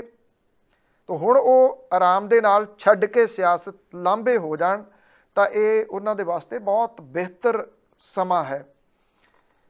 ਪਰ ਇੱਥੇ ਭਾਰਤ ਦੇ ਵਿੱਚ, ਪੰਜਾਬ ਦੇ ਵਿੱਚ ਖਾਸ ਤੌਰ ਦੇ ਉੱਤੇ ਸਿਆਸਤ ਤੋਂ ਕੋਈ ਵਿਅਕਤੀ ਰਿਟਾਇਰ ਨਹੀਂ ਹੁੰਦਾ, ਉਹ ਰਿਟਾਇਰ ਨਹੀਂ ਹੋਣਾ ਚਾਹੁੰਦਾ। ਇਹੀ ਸਮੱਸਿਆ ਦਾ ਸਾਹਮਣਾ ਇਸ ਵੇਲੇ ਪੰਜਾਬ ਨੂੰ ਕਰਨਾ ਪੈ ਰਿਹਾ, ਜਿੱਥੋਂ ਲੋਕ ਸਭ ਤੋਂ ਵੱਧ ਦੁਖੀ ਨੇ। ਇਸ ਦੁੱਖ ਦੀ ਰਗ ਨੂੰ ਕਿਤੇ ਨਾ ਕਿਤੇ ਚਰਨਜੀਤ ਸਿੰਘ ਚੰਨੀ ਹੁਰੀ ਮਹਿਸੂਸ ਕਰ ਰਹੇ ਨੇ। ਚਰਨਜੀਤ ਸਿੰਘ ਚੰਨੀ ਜਿਹੜੇ ਕਿ ਨਵੇਂ ਮੁੱਖ ਮੰਤਰੀ ਬਣੇ ਨੇ, ਪੜ੍ਹੇ ਲਿਖੇ ਨੇ, ਹਾਈਲੀ ਐਜੂਕੇਟਡ ਨੇ, PhD ਉਹਨਾਂ ਨੇ ਕੀਤੀ ਹੋਈ ਹੈ।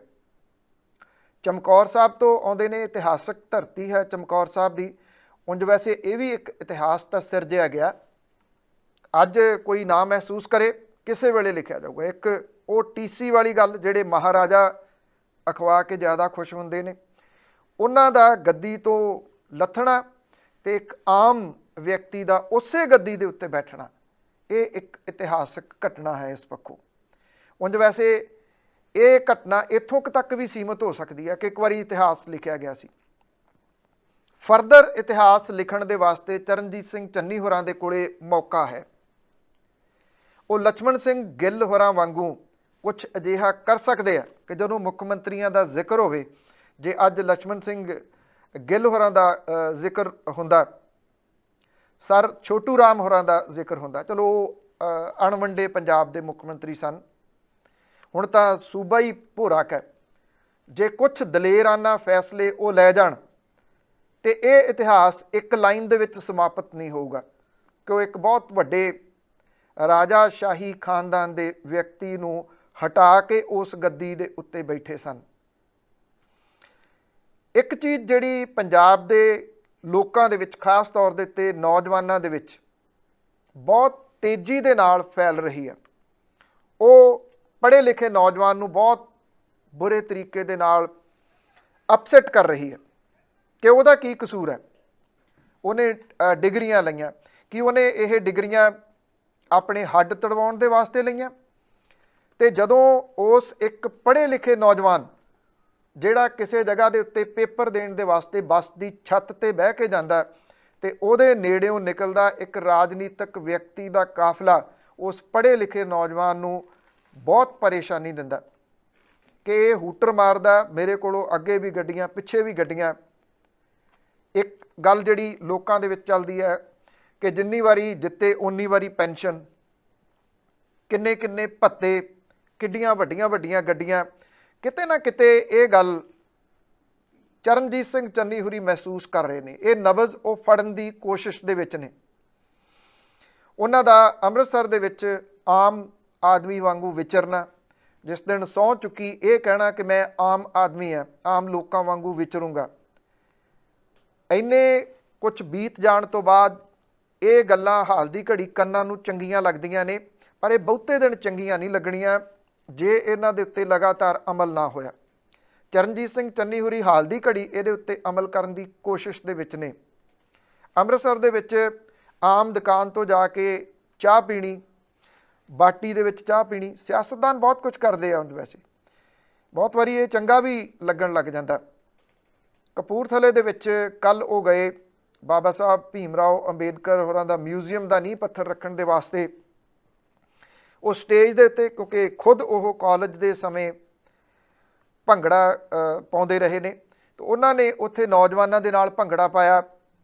ਜਿਹੜਾ ਉਹਨਾਂ ਨੂੰ ਗਾਰਡ ਆਫ ਆਨਰ ਦਿੱਤਾ ਗਿਆ ਸੀਗਾ ਅੰਮ੍ਰਿਤਸਰ ਦੇ ਵਿੱਚ, ਉੱਥੇ ਜਿਹੜਾ ਗਾਰਡ ਆਫ ਆਨਰ ਦਾ ਮੇਨ ਹੈੱਡ ਸੀ ਉਹਨੂੰ ਆਪਣੇ ਕਲਾਵੇ ਦੇ ਵਿੱਚ ਲੈ ਲੈਣਾ, ਭੰਗੜੇ ਵਾਲੇ ਨੌਜਵਾਨਾਂ ਦੇ ਨਾਲ ਫੋਟੋਆਂ ਖਿਚਵਾਉਣੀਆਂ, ਉਹਨਾਂ ਦੇ ਨਾਲ ਭੰਗੜਾ ਪਾਉਣਾ, ਇਹ ਕਹਿਣਾ ਕਿ 1000 ਬੰਦਾ ਮੇਰੀ ਸਿਕਿਉਰਿਟੀ ਦੇ ਵਿੱਚ ਲਾਇਆ ਹੋਇਆ, ਇਹਦੀ ਤਾਂ ਜ਼ਰੂਰਤ ਹੀ ਨਹੀਂ, ਮੈਨੂੰ ਕਿਹਦੇ ਤੋਂ ਖਤਰਾ। ਇਹ ਕਿਹਾ ਕਿ ਮੈਨੂੰ ਮਾਰ ਕੇ ਕਿਸੇ ਨੇ ਕੀ ਲੈਣਾ। ਇਹ ਛੋਟੀਆਂ ਗੱਲਾਂ ਨਹੀਂ, ਬਹੁਤ ਵੱਡੀਆਂ ਨੇ। ਜੇ ਕਿਤੇ ਚਰਨਜੀਤ ਸਿੰਘ ਚੰਨੀ ਹੁਰੀ ਘੱਟੋ ਘੱਟ ਜਿੰਨਾ ਉਹਨਾਂ ਨੂੰ ਸਮਾਂ ਮਿਲਿਆ ਇਹਦੇ ਵਿੱਚ ਇਹ ਗੱਲਾਂ ਇੰਪਲੀਮੈਂਟ ਕਰ ਦੇਣ ਰਿਐਲਿਟੀ ਦੇ ਵਿੱਚ, ਤਾਂ ਇਹ ਬਹੁਤ ਵੱਡੀ ਚੀਜ਼ ਹੋਊਗੀ। ਉਹਨਾਂ ਨੇ ਇਹ ਵੀ ਆਖਿਆ ਕਿ 2 ਕਰੋੜ ਰੁਪਏ ਦੀ ਗੱਡੀ ਆ ਜਿਹੜੀ ਮੁੱਖ ਮੰਤਰੀ ਦੇ ਤੌਰ ਦੇ ਉੱਤੇ ਉਹਨਾਂ ਨੂੰ ਦਿੱਤੀ ਗਈ ਆ। ਉਹ ਕਹਿੰਦੇ ਕਮਰੇ ਜਿੱਡੀ ਗੱਡੀ ਨੂੰ ਮੈਂ ਕੀ ਕਰਨਾ, ਇਹ ਲੋਕਾਂ ਦੇ ਪੈਸੇ ਨੇ। ਇਹ ਉਹਨਾਂ ਨੇ ਗੱਲਾਂ ਬੋਲੀਆਂ ਨੇ ਕਿ ਟੈਕਸ ਪੇਅਰ ਦੀ ਮਨੀ ਆ ਇਹ। ਐਡੀਆਂ ਮਹਿੰਗੀਆਂ ਗੱਡੀਆਂ ਕਿਉਂ, ਤੇ ਐਡਾ ਵੱਡਾ ਐਡਾ ਲੰਬਾ ਕਾਫਲਾ ਕਿਉਂ? ਤਕਰੀਬਨ 65 ਗੱਡੀਆਂ ਚੱਲਦੀਆਂ ਸਨ ਮੁੱਖ ਮੰਤਰੀ ਹੋਰਾਂ ਦੇ ਕਾਫਲੇ 'ਚ, ਕੈਪਟਨ ਅਮਰਿੰਦਰ ਸਿੰਘ ਹੋਰਾਂ ਦੇ। ਹੁਣ ਉਹ ਸਾਬਕਾ ਹੋ ਗਏ ਨੇ। ਜੇ ਉਹ ਆਪਣੇ 1000 ਸੁਰੱਖਿਆ ਕਰਮਚਾਰੀਆਂ ਦੇ ਵਿੱਚੋਂ ਛਾਂਗ ਦਿੰਦੇ ਆ, ਅੱਧੇ ਤੋਂ ਵੀ ਥੱਲੇ ਲੈ ਆਉਂਦੇ ਆ, ਤਾਂ ਇੱਕ ਬਹੁਤ ਵੱਡੀ ਸ਼ੁਰੂਆਤ ਹੋਊਗੀ। ਫਿਰ ਉਹ ਇੱਥੋਂ ਤੱਕ ਸੀਮਤ ਨਾ ਰਹਿਣ ਮੰਤਰੀਆਂ ਨੂੰ ਮਿਲੀ ਸਿਕਿਉਰਿਟੀ ਉਹਨੂੰ ਵੀ ਛਾਂਗ ਦੇਣ। ਕੋਈ ਖਤਰਾ ਨਹੀਂ ਹੈ ਇੱਥੇ, ਸਭ ਨੂੰ ਪਤਾ ਹੈ ਕੋਈ ਖਤਰਾ ਨਹੀਂ ਹੈ। ਖਤਰਾ ਕ੍ਰੀਏਟ ਕਦੋਂ ਕੀਤਾ ਜਾਂਦਾ, ਕਿੰਨੇ ਲੋਕ ਫੜੇ ਗਏ ਨੇ, ਆਪਣੇ ਉੱਤੇ ਆਪ ਹੀ ਗੋਲੀ ਚਲਵਾ ਲਈ ਮਹਿਜ਼ ਇੱਕ ਸਿਕਿਉਰਿਟੀ ਲੈਣ ਦੀ ਖਾਤਰ। ਔਰ ਇਹ ਸਿਕਿਉਰਿਟੀ ਸਟੇਟਸ ਸਿੰਬਲ ਬਣ ਗਈ ਹੋਈ ਹੈ ਕਿ ਜਿਹਦੇ ਕੋਲੇ 2 ਗਨਮੈਨ ਨੇ ਉਹ ਵੀ ਮਹੱਲੇ ਦੇ ਵਿੱਚ ਕਿਸੇ ਨੂੰ ਨਹੀਂ ਜੀਣ ਦਿੰਦਾ, ਜਿਹਦੇ ਕੋਲੇ 4 ਆ ਗਏ ਉਹ ਸ਼ਹਿਰ 'ਚ ਕਿਸੇ ਨੂੰ ਨਹੀਂ ਜੀਣ ਦਿੰਦਾ, ਜਿਹਦੇ ਕੋਲੇ 14-15 ਆ ਗਏ ਉਹ ਆਪਣੇ ਏਰੀਆ ਦੇ ਵਿੱਚ ਕਿਸੇ ਨੂੰ ਨਹੀਂ ਜੀਣ ਦਿੰਦਾ, ਤੇ ਜਿਹਦੇ ਕੋਲੇ 20 ਤੋਂ ਉੱਪਰ ਹੋ ਗਏ ਉਹ ਪੰਜਾਬ ਨੂੰ ਨਹੀਂ ਜੀਣ ਦਿੰਦਾ। ਜਿੰਨੀ ਸਿਕਿਉਰਿਟੀ ਇਹ ਲਈ ਫਿਰਦੇ ਨੇ, ਚਾਹੇ ਉਹ ਸਾਬਕਾ ਆਗੂ ਨੇ, ਸੁਖਬੀਰ ਸਿੰਘ ਬਾਦਲ ਨੇ, ਬਿਕਰਮ ਸਿੰਘ ਮਜੀਠੀਆ ਹੋਰੀ ਨੇ, ਸਾਬਕਾ ਮੁੱਖ ਮੰਤਰੀ ਪ੍ਰਕਾਸ਼ ਸਿੰਘ ਬਾਦਲ ਹੋਰੀ ਨੇ, ਚਲੋ ਉਹ ਤਾਂ ਘੱਟ ਨਿਕਲਦੇ ਨੇ ਅੱਜ ਕੱਲ੍ਹ, ਜਿੰਨੀ ਸਿਕਿਉਰਿਟੀ ਉਹਨਾਂ ਦੇ ਉੱਤੇ ਲੱਗੀ ਪਈ ਆ। ਇੱਥੇ ਪਟਿਆਲੇ ਦੇ ਵਿੱਚ ਆ ਕੇ ਤਮਾਸ਼ਾ ਅਸੀਂ ਰੋਜ਼ ਦੇਖਦੇ ਰਹੇ ਹਾਂ। ਕੈਪਟਨ ਅਮਰਿੰਦਰ ਸਿੰਘ ਹੋਰੀ ਆਪਣੇ ਮੋਤੀ ਮਹਿਲ ਦੇ ਵਿੱਚ ਰਹਿੰਦੇ ਨਹੀਂ, ਪ੍ਰਨੀਤ ਕੌਰ ਹੋਰੀ ਵੀ ਕਿਤੇ ਟਾਵੇਂ ਇੱਥੇ ਰਹਿੰਦੇ ਨੇ, ਹੋਰ ਉਹਨਾਂ ਦੇ ਪਰਿਵਾਰ ਦੇ ਵਿੱਚੋਂ ਕੋਈ ਮੈਂਬਰ ਨਹੀਂ ਰਹਿੰਦਾ। ਕੰਧਾਂ ਦੀ ਰਾਖੀ ਦੇ ਵਾਸਤੇ 1000 ਬੰਦਾ ਲਾਇਆ ਹੋਇਆ ਉੱਥੇ, 4 ਚੁਫੇਰੇ ਤੋਂ ਸੜਕਾਂ ਬੰਦ ਕੀਤੀਆਂ ਹੋਈਆਂ ਨੇ। ਸਿਕਿਉਰਿਟੀ ਦਾ ਬੋਝ ਬਹੁਤ ਜ਼ਿਆਦਾ ਪੰਜਾਬ ਦੇ ਖਜ਼ਾਨੇ ਤੇ ਪੈ ਰਿਹਾ। ਇਹ ਸਿਕਿਉਰਿਟੀ ਆਮ ਲੋਕਾਂ ਦੀ ਸੁਰੱਖਿਆ ਦੇ ਵਿੱਚ ਲੱਗਣੀ ਚਾਹੀਦੀ ਸੀ। ਕਿਸੇ ਥਾਣੇ ਦੇ ਵਿੱਚ ਕਿਸੇ ਨੂੰ ਕੰਮ ਹੋਵੇ, ਮੁਨਸ਼ੀ ਤੱਕ ਨਹੀਂ ਉੱਥੇ ਲੱਭਦਾ, ਕਹਿੰਦੇ ਜੀ VIP ਸਿਕਿਉਰਿਟੀ ਤੇ ਗਿਆ ਹੋਇਆ। ਕਈ ਜ਼ਿਲ੍ਹਿਆਂ ਦੀ ਪੁਲਿਸ ਲਾ ਲਈ ਜਾਂਦੀ ਹੈ। ਇੱਕ ਗਾਰਦ ਲੱਗਣੀ ਇੱਥੇ ਕਹਿੰਦੇ ਨੇ ਪੰਜਾਬ ਦੇ ਵਿੱਚ, ਸ਼ਾਇਦ ਤੁਸੀਂ ਇਹ ਲਫ਼ਜ਼ ਸੁਣਿਆ ਹੋਵੇ। ਇੱਕ ਕੋਈ ਮੰਤਰੀ ਜਾਂ ਮੁੱਖ ਮੰਤਰੀ ਚੰਡੀਗੜ੍ਹ ਤੋਂ ਚੱਲਦਾ, ਉਹਨੇ ਬਠਿੰਡੇ ਜਾਣਾ, ਜਿੰਨਾ ਇਹ ਸਫ਼ਰ ਹੈ ਕੋਈ 250 ਕਿਲੋਮੀਟਰ ਦਾ, ਉਹਦੇ ਉੱਤੇ ਹਰ 200-300 ਮੀਟਰ ਤੋਂ ਬਾਅਦ ਇੱਕ ਡੰਡਾ ਲੈ ਕੇ ਸਿਪਾਹੀ ਖੜਾ। ਕਿੰਨੇ ਲੋਕ ਬਠਿੰਡੇ ਤੱਕ ਲੱਗੇ ਹੋਏ ਨੇ। ਉਸ ਗਾਰਡ ਦੀ ਕੀ ਜ਼ਰੂਰਤ ਹੈ? ਅੱਜ ਥਾਂ ਦੇ ਉੱਤੇ ਟੋਲ ਪਲਾਜ਼ੇ ਨੇ, CCTV ਕੈਮਰੇ ਨੇ, ਤੁਹਾਡੇ ਕੋਲੇ ਉਹ ਸਿਕਿਉਰਿਟੀ ਹੈ ਜਿਹੜੀ ਤੁਹਾਡੇ ਅੱਗੇ ਪਿੱਛੇ ਚੱਲ ਰਹੀ ਹੈ। ਉਹ ਥੋੜ੍ਹੀ ਸਿਕਿਉਰਿਟੀ ਹੈ ਕਿ ਤੁਸੀਂ ਹਰ ਜਗ੍ਹਾ ਦੇ ਉੱਤੇ ਗਾਰਡ ਲਾ ਕੇ ਬੈਠੇ ਹੋ। ਚਰਨਜੀਤ ਸਿੰਘ ਚੰਨੀ ਹੋਰਾਂ ਨੇ ਜਿਹੜਾ ਇਹ ਪੁਆਇੰਟ ਉਭਾਰਿਆ ਹੈ ਆਪਣੀ ਸਿਕਿਉਰਿਟੀ ਦੇ ਵਾਸਤੇ, ਕਿਉਂਕਿ ਕਰਪਸ਼ਨ ਇਸ ਵੇਲੇ ਘਟਾਉਣ ਦਾ ਇੱਕੋ ਇੱਕ ਤਰੀਕਾ ਹੈ, ਇਹ ਪਟਵਾਰੀ ਫੜ ਕੇ ਨਹੀਂ ਹਟਣੀ, ਨਾ ਇਹ ਕਿਸੇ ਮੁਨਸ਼ੀ ਨੂੰ ਫੜ ਕੇ ਹਟਣੀ ਹੈ, ਇਹ ਤਾਂ ਉੱਤੋਂ ਹਟੂਗੀ। ਰੇਤ ਮਾਫੀਏ ਦੀ ਗੱਲ ਉਹਨਾਂ ਨੇ ਪਹਿਲੇ ਦਿਨ ਕੀਤੀ ਸੀ, ਕਿੰਨੇ ਉਹਦੇ 'ਚ ਸਕਸੈਸ ਹੁੰਦੇ ਨੇ ਇਹ ਵੱਖਰੀ ਗੱਲ ਹੈ, ਕਿਉਂਕਿ ਰੇਤ ਮਾਫੀਏ ਵਾਲੇ ਉਹਨਾਂ ਦੇ ਆਲੇ ਦੁਆਲੇ ਬਹੁਤ ਘੁੰਮ ਰਹੇ ਨੇ, ਉਹਨਾਂ ਨੂੰ ਕਿੰਨੀ ਕੁ ਜਗ੍ਹਾ ਦਿੰਦੇ ਨੇ, ਇਹ ਆਪਣੇ ਆਪ ਦੇ ਵਿੱਚ ਇੱਕ ਪੁਆਇੰਟ ਹੋਊਗਾ। ਜੇ ਉਹ ਸਿਕਿਉਰਿਟੀ ਤੋਂ ਹੀ ਸ਼ੁਰੂ ਕਰਦੇ ਆ ਤਾਂ ਆਪਣੀ ਸਿਕਿਉਰਿਟੀ ਛਾਂਗ ਕੇ ਮੰਤਰੀਆਂ ਦੀ ਤੁਰੰਤ ਛਾਂਗ ਦੇਣ, ਨਾ ਕਿ ਮੰਤਰੀਆਂ ਦੀ ਘਟਾ ਕੇ ਆਪ ਉਨੀ ਲਈ ਫਿਰਨ। ਇਹਨਾਂ ਦੀ ਡਿਊਟੀ ਥਾਣਿਆਂ ਦੇ ਵਿੱਚ ਲਗਾਈ ਜਾਵੇ, ਜਿੱਥੇ ਜ਼ਰੂਰਤ ਹੈ ਉਸ ਜਗ੍ਹਾ ਦੇ ਉੱਤੇ ਡਿਊਟੀ ਹੋਵੇ। ਜਿਹੜੀ ਇਹ ਗਾਰਡ ਲੱਗਣੀ ਆ ਪੰਜਾਬ ਦੇ ਵਿੱਚ ਬੰਦ ਹੋਵੇ। ਜਿਸ ਵਿਅਕਤੀ ਨੂੰ ਸਿਕਿਉਰਿਟੀ ਚਾਹੀਦੀ ਆ ਉਹਨੂੰ ਕੋਈ 2 ਲੈ, 4 ਲੈ, 10 ਲੈ, 15 ਲੈ, ਜਿੰਨੇ ਚਾਹੀਦੇ ਆ, ਇਹਨਾਂ ਦੀ ਤਨਖਾਹ ਤੇਰੀ ਜੇਬ ਦੇ ਵਿੱਚੋਂ ਦਿੱਤੀ ਜਾਊਗੀ। ਉਸ ਤੋਂ ਬਾਅਦ ਤੁਸੀਂ ਦੇਖਣਾ ਪੰਜਾਬ ਦੇ ਵਿੱਚੋਂ ਮੈਕਸਿਮਮ ਸਿਕਿਉਰਿਟੀ ਹਟਾ ਦਿੱਤੀ ਜਾਊਗੀ। ਕਿਸੇ ਨੇ ਨਹੀਂ ਲੈਣੀ ਏਡੀ ਮਹਿੰਗੀ ਸਿਕਿਉਰਿਟੀ, ਕੌਣ ਲਊਗਾ? ਚਰਨਜੀਤ ਸਿੰਘ ਚੰਨੀ ਹੋਰਾਂ ਨੇ ਸ਼ੁਰੂਆਤ ਚੰਗੀ ਕੀਤੀ ਹੈ। ਚੰਗੀ ਗੱਲ ਦੀ ਤਾਰੀਫ ਹੋਣੀ ਬੜੀ ਜ਼ਰੂਰੀ ਹੈ, ਤਾਂ ਕਿ ਉਸ ਵਿਅਕਤੀ ਨੂੰ ਇੰਨਾ ਕੁ ਬੂਸਟ ਮਿਲੇ ਕਿ ਮੇਰੀ ਇਸ ਗੱਲ ਦੇ ਉੱਤੇ ਤਾਰੀਫ ਹੋ ਰਹੀ ਆ। ਸਿਆਸੀ ਵਿਅਕਤੀ ਤਾਰੀਫ ਚਾਹੁੰਦਾ ਹੁੰਦਾ, ਅਤੇ ਜੇ ਇਸ ਤਾਰੀਫ ਦੇ ਨਾਲ ਹੀ ਉਹ ਇਸ ਪਾਸੇ ਵੱਲ ਨੂੰ ਤੁਰ ਪੈਣ ਤਾਂ ਇੱਕ ਚੰਗੀ ਸ਼ੁਰੂਆਤ ਹੋਊਗੀ। ਉਂਝ ਇਹਦੇ ਪਿੱਛੇ ਦੇਖਿਆ ਜਾਵੇ ਤਾਂ ਨੌਜਵਾਨਾਂ ਅਤੇ ਲੋਕਾਂ ਦੇ ਮਨਾਂ ਦੇ ਅੰਦਰ ਗੁੱਸਾ ਹੈ, ਜਿਹੜੀ ਨਬਜ਼ ਨੂੰ ਫੜਨ ਦੀ ਉਹ ਕੋਸ਼ਿਸ਼ ਦੇ ਵਿੱਚ ਨੇ। 2022 ਆ ਗਿਆ, ਪਿੰਡਾਂ ਦੇ ਵਿੱਚ ਜਾਣਾ ਪੈਣਾ ਵੋਟਾਂ ਮੰਗਣ ਦੇ ਵਾਸਤੇ। ਵੱਡੀ ਸਿਕਿਉਰਿਟੀ ਨਾਲ ਜਾਇਆ ਨਹੀਂ ਜਾ ਸਕਦਾ। ਸਿਕਿਉਰਿਟੀ ਇੱਕ ਵੱਡਾ ਇਸ਼ੂ ਹੈ ਕਿ ਜੇ ਤੁਸੀਂ ਲੋਕਾਂ ਦੇ ਨੇੜੇ ਹੀ ਨਹੀਂ ਤਾਂ ਫਿਰ ਲੋਕਾਂ ਤੋਂ ਵੋਟਾਂ ਮੰਗਣ ਕਿਉਂ ਆਉਂਦੇ ਹੋ। ਉਮੀਦ ਹੈ ਕਿ ਪੰਜਾਬ ਦੇ ਵਿੱਚ ਇਹ ਥੋੜ੍ਹੀ ਜਿਹੀ ਜਿਹੜੀ ਹਵਾ ਰੁਮਕੀ ਹੈ ਇਹਨੂੰ ਅੱਗੇ ਤੋਰਨਗੇ ਚਰਨਜੀਤ ਸਿੰਘ ਚੰਨੀ ਹੋਰੀ। ਪੈਗਾਸਸ ਮਾਮਲਾ ਸੁਪਰੀਮ ਕੋਰਟ ਦੇ ਵਿੱਚ ਇਸ ਵੇਲੇ ਸੁਣਵਾਈ ਦੇ ਅਧੀਨ ਹੈ। ਕੱਲ੍ਹ ਸੁਣਵਾਈ ਦੇ ਵਿੱਚ ਸੁਪਰੀਮ ਕੋਰਟ ਨੇ ਇਹ ਆਖਿਆ ਕਿ ਉਹ ਇਹਦੇ ਉੱਤੇ ਇੱਕ ਐਕਸਪਰਟ ਦੀ ਕਮੇਟੀ ਬਣਾਉਣਗੇ ਅਤੇ ਅਗਲੇ ਕੁਝ ਦਿਨਾਂ ਦੇ ਵਿੱਚ ਇਹ ਕਮੇਟੀ ਬਣਾ ਕੇ ਉਹ ਫੈਸਲਾ ਦੇਣਗੇ। ਜਦੋਂ ਇਸ ਮਾਮਲੇ ਦੇ ਉੱਤੇ ਸੁਪਰੀਮ ਕੋਰਟ ਨੇ ਸੁਣਵਾਈ ਕੀਤੀ ਸੀ ਤਾਂ ਉਹਨਾਂ ਨੇ ਇਹ ਗੱਲ ਆਖੀ ਸੀ ਉਹ ਅਗਲੇ 2-3 ਦਿਨਾਂ ਦੇ ਵਿੱਚ ਇਸ ਮਾਮਲੇ 'ਤੇ ਫੈਸਲਾ ਸੁਣਾਉਣਗੇ। ਹੁਣ ਲਗਭਗ 24-25 ਦਿਨਾਂ ਤੋਂ ਬਾਅਦ ਸੁਪਰੀਮ ਕੋਰਟ ਨੇ ਮੁੜ ਕੇ ਆਖਿਆ ਕਿ ਉਹ ਕੁਝ ਦਿਨਾਂ ਦੇ ਵਿੱਚ ਇੱਕ ਐਕਸਪਰਟ ਦੀ ਕਮੇਟੀ ਬਣਾ ਦੇਣਗੇ। ਇਹ ਕਮੇਟੀ ਸਮਾਂਬੱਧ ਹੋਊਗੀ, ਇਹਦਾ ਅਜੇ ਕੁਛ ਵਿਸਥਾਰ ਸਾਹਮਣੇ ਨਹੀਂ ਆਇਆ। ਨਾ ਇਹ ਪਤਾ ਲੱਗਿਆ ਕਿ ਇਹਦੇ ਵਿੱਚ ਕਿਹੜੇ-ਕਿਹੜੇ ਲੋਕ ਐਕਸਪਰਟ ਦੇ ਰੂਪ ਦੇ ਵਿੱਚ ਸ਼ਾਮਲ ਕੀਤੇ ਜਾਣਗੇ। ਇਹਦੀ ਰਿਪੋਰਟ ਕੀ ਉਹ ਲਿਫਾਫਾ ਬੰਦ ਹੋਊਗੀ? ਜੇ ਲਿਫਾਫਾ ਬੰਦ ਹੋਊਗੀ ਤਾਂ ਉਹ ਕਦੋਂ ਲਿਫਾਫਾ ਖੁੱਲੂਗਾ? ਇੱਕ ਕਿਸਾਨ ਮੁੱਦੇ ਨੂੰ ਲੈ ਕੇ ਸੁਪਰੀਮ ਕੋਰਟ ਨੇ ਕਮੇਟੀ ਬਣਾਈ ਸੀ, ਜਿਹਦੇ ਵਿੱਚੋਂ ਇੱਕ ਨਾਲ ਦੀ ਨਾਲ ਪਿੱਛੇ ਹਟ ਗਏ ਸਨ ਕਿਉਂਕਿ ਸੋਸ਼ਲ ਮੀਡੀਆ ਦੇ ਉੱਤੇ ਕੁਛ ਪ੍ਰਸ਼ਾਦ ਜ਼ਿਆਦਾ ਮਿਲ ਗਿਆ ਸੀ। ਉਸ ਤੋਂ ਬਾਅਦ ਉਹ ਪਿੱਛੇ ਹਟ ਗਏ ਸਨ। ਇਹ ਜਿਹੜੀ ਕਿਸਾਨਾਂ ਦੇ ਸੰਬੰਧੀ ਬਣਾਈ ਸੀਗੀ ਕਮੇਟੀ, ਉਹ ਕਮੇਟੀ ਕਹਿੰਦੀ ਆ ਅਸੀਂ 85 ਜਥੇਬੰਦੀਆਂ ਦੇ ਨਾਲ ਗੱਲਬਾਤ ਕੀਤੀ। 40 ਕਿਸਾਨ ਜਥੇਬੰਦੀਆਂ ਨੇ ਜਿਹੜੀਆਂ ਕਿ ਦਿੱਲੀ ਦੀਆਂ ਸਰਹੱਦਾਂ ਦੇ ਉੱਤੇ ਖੇਤੀ ਕਾਨੂੰਨਾਂ ਦੇ ਵਿਰੋਧ ਦੇ ਵਿੱਚ ਬੈਠੀਆਂ ਨੇ। ਉਹਨਾਂ ਨੇ 85 ਕਿੱਥੋਂ ਕੱਢ ਲਈਆਂ? ਕਿਉਂਕਿ ਇਹਨਾਂ 40 ਕਿਸਾਨ ਜਥੇਬੰਦੀਆਂ ਨੇ ਆਖਿਆ ਸੀ ਅਸੀਂ ਸੁਪਰੀਮ ਕੋਰਟ ਦੇ ਵਿੱਚ ਧਿਰ ਨਹੀਂ, ਅਸੀਂ ਸੁਪਰੀਮ ਕੋਰਟ ਗਏ ਨਹੀਂ, ਅਸੀਂ ਕਮੇਟੀ ਦੇ ਨਾਲ ਕੋਈ ਗੱਲ ਨਹੀਂ ਕਰਨੀ, ਅਸੀਂ ਕਮੇਟੀ ਦੇ ਸਾਹਮਣੇ ਪੇਸ਼ ਨਹੀਂ ਹੋਣਾ। ਇਹ 85 ਜਥੇਬੰਦੀਆਂ ਕੌਣ ਸੀ? ਇਹ ਰਿਪੋਰਟ ਕੀ ਹੈ? ਇਹ ਤਾਂ ਦੇਰ ਹੋ ਗਈ ਹੁਣ ਸਾਰਾ ਲਿਫਾਫਾ ਪਏ ਨੂੰ, ਤੇ ਉਹ ਉੱਥੇ ਹੀ ਕਹਾਣੀ ਖੜੀ ਹੈ। ਜੇ ਕੋਈ ਐਕਸਪਰਟ ਕਮੇਟੀ ਪੈਗਾਸਸ ਵਾਲੇ ਮਾਮਲੇ ਦੇ ਉੱਤੇ ਬਣਨੀ ਹੈ, ਜੇ ਉਹ ਸਮਾਂਬੱਧ ਹੋਈ ਤਾਂ ਫਿਰ ਵੇਖਣ ਵਾਲੀ ਗੱਲ ਹੋਊਗੀ, ਕਿਉਂਕਿ ਕੇਂਦਰ ਦੀ ਸਰਕਾਰ ਇਸ ਗੱਲ ਤੋਂ ਮੁਨਕਰ ਹੈ ਕਿ ਉਹਨੇ ਇਸ ਮਸਲੇ ਦੇ ਉੱਤੇ ਕੋਈ ਵੀ ਜਵਾਬ ਦੇਣਾ। ਉਹ ਕਹਿੰਦੇ ਕੋਈ ਜਵਾਬ ਅਸੀਂ ਨਹੀਂ ਦੇਣਾ।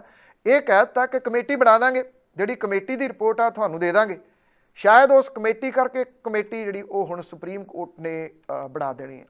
ਪੈਗਾਸਸ ਵਾਲਾ ਮਾਮਲਾ ਜਿਹੜਾ ਕਿ ਬੜਾ ਗੰਭੀਰ ਹੈ, ਇਹਦੇ ਵਿੱਚ ਪੱਤਰਕਾਰਾਂ ਦੀ ਜਸੂਸੀ ਕੀਤੀ ਗਈ, ਇਹਦੇ ਵਿੱਚ ਵਕੀਲਾਂ ਦੀ ਜਸੂਸੀ ਕੀਤੀ ਜਾ ਰਹੀ ਹੈ, ਇਹਦੇ ਵਿੱਚ ਸਾਬਕਾ ਜੱਜਾਂ ਦੀ ਜਸੂਸੀ ਕੀਤੀ ਜਾ ਰਹੀ ਹੈ, ਇਹਦੇ ਵਿੱਚ ਪੋਲੀਟੀਸ਼ੀਅਨਾਂ ਦੀ ਜਸੂਸੀ ਕੀਤੀ ਜਾ ਰਹੀ ਹੈ, ਸਰਕਾਰ ਦੇ ਨਾਲ ਜਿਹੜੇ ਮੰਤਰੀ ਨੇ ਉਹਨਾਂ ਦੀ ਜਸੂਸੀ ਕੀਤੀ ਜਾ ਰਹੀ ਹੈ। ਮਾਮਲਾ ਗੰਭੀਰ ਹੈ। ਵੇਖਣਾ ਇਹ ਹੋਊਗਾ ਕਿ ਕੀ ਬਾਕੀ ਮੁੱਦਿਆਂ ਵਾਂਗੂ ਇਹਨੂੰ ਵੀ ਨੱਪ ਠੱਪ ਦਿੱਤਾ ਜਾਊਗਾ ਜਾਂ ਫਿਰ ਇਹ ਅੱਗੇ ਵੀ ਕਦੀ ਚੱਲੂਗਾ। ਇਹ ਬੜਾ ਅਹਿਮ ਰਹੂਗਾ। ਇਹਦੇ ਉੱਤੇ ਦੁਬਾਰਾ ਤੋਂ ਸੁਣਵਾਈ ਹੋਈ ਹੈ। ਇਸ ਵੇਲੇ ਅਫਸਰਾਂ ਦੀਆਂ ਤਬਦੀਲੀਆਂ ਹੋਈਆਂ ਨੇ ਬੜੇ ਵੱਡੇ ਪੱਧਰ ਦੇ ਉੱਤੇ ਪੰਜਾਬ ਦੇ ਵਿੱਚ। ਚੀਫ ਸਕੱਤਰ ਜਿਹੜੇ ਉਹ ਬਦਲ ਦਿੱਤੇ ਗਏ ਨੇ। DGP ਬਦਲਣ ਦੇ ਪੂਰੇ ਚਾਂਸਸ ਨੇ, ਇੱਕ ਅੱਧੇ ਦਿਨ ਦੇ ਵਿੱਚ ਨਵੇਂ DGP ਆ ਸਕਦੇ ਨੇ। ਚੀਫ ਸੈਕਟਰੀ ਤੇ DGP ਹਸਬੈਂਡ ਵਾਈਫ ਸਨ, ਸਭ ਤੋਂ ਪਾਵਰਫੁਲ ਕਪਲ ਕਿਹਾ ਜਾਂਦਾ ਸੀ। ਦਿਨਕਰ ਗੁਪਤਾ ਹੋਰੀ ਕਈਆਂ ਦੀ ਸੀਨੀਅਰਿਟੀ ਨੂੰ ਉਲੰਘ ਕੇ ਪੰਜਾਬ ਦੇ DGP ਬਣੇ ਸਨ ਤੇ ਉਹਨਾਂ ਦੇ ਪਤਨੀ ਉਹ ਚੀਫ ਸਕੱਤਰ ਬਾਅਦ ਦੇ ਵਿੱਚ ਲਗਾ ਦਿੱਤੇ ਗਏ। ਚੀਫ ਸਕੱਤਰ ਬਦਲ ਦਿੱਤੇ ਗਏ ਨੇ। DGP ਦੀ ਫਾਈਲ ਉੱਪਰ ਚਲੀ ਗਈ ਆ, ਜਿਹਦੇ ਵਿੱਚ 2 ਨਾਮ ਇਸ ਵੇਲੇ ਚਰਚਾ ਦੇ ਵਿੱਚ ਨੇ। ਇਹਦੇ ਵਿੱਚ ਸਿਧਾਰਥ ਚਟੋਪਾਧਿਆਏ ਹੋਰਾਂ ਦਾ ਨਾਮ ਚਰਚਾ ਦੇ ਵਿੱਚ ਹੈ। ਪਹਿਲੇ ਨੰਬਰ ਦੇ ਉੱਤੇ ਉਹਨਾਂ ਦਾ ਚੱਲ ਰਿਹਾ। ਬਣਦੇ ਨੇ ਜਾਂ ਨਹੀਂ?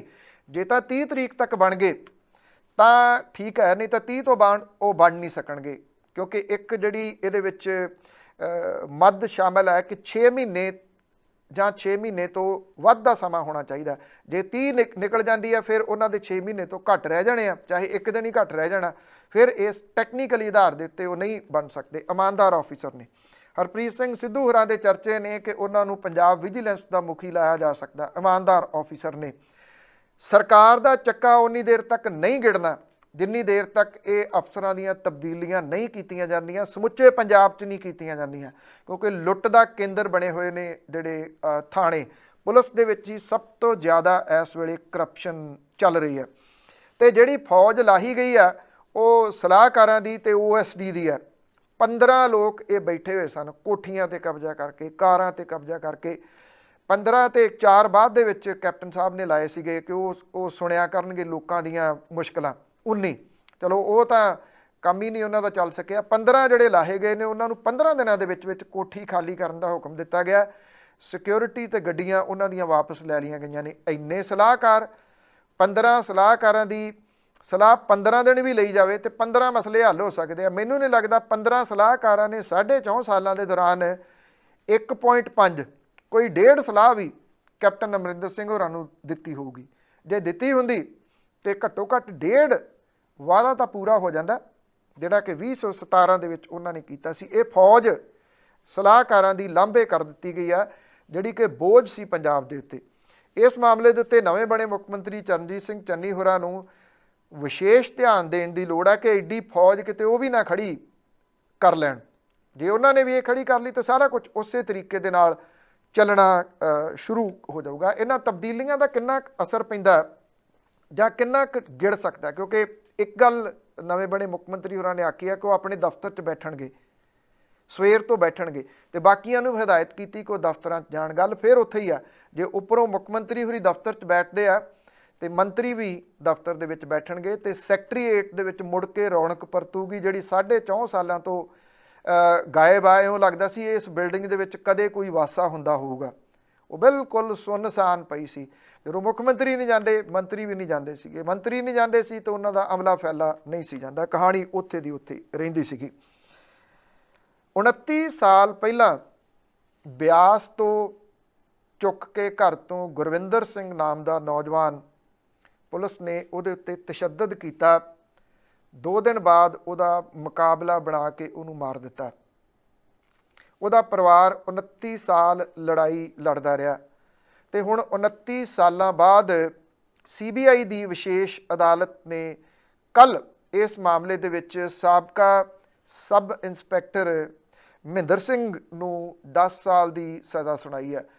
ਜਿਹੜੀ 10 ਸਾਲ ਦੀ ਸਜ਼ਾ ਸੁਣਾਈ ਹੈ ਇਹ ਕਿਡਨੈਪਿੰਗ ਵਾਲੇ ਮਾਮਲੇ ਦੇ ਵਿੱਚ ਹੈ। ਕਿਡਨੈਪਿੰਗ ਦੀਆਂ ਧਾਰਾਵਾਂ ਦੇ ਤਹਿਤ ਸੁਣਾਈ ਗਈ ਹੈ। ਜੋ ਹਾਲਾਤ ਉਸ ਵੇਲੇ ਸਬ ਇੰਸਪੈਕਟਰ ਦੇ ਇਹ ਸਜ਼ਾ ਸੁਣਦਿਆਂ ਹੋਏ ਉਹ ਕਹਿਣ ਦੱਸਣ ਸੁਣਨ ਤੋਂ ਬਾਹਰੇ ਨੇ, ਉਹ ਰਹਿਣ ਹੀ ਦਿੱਤਾ ਜਾਵੇ ਉੱਥੇ।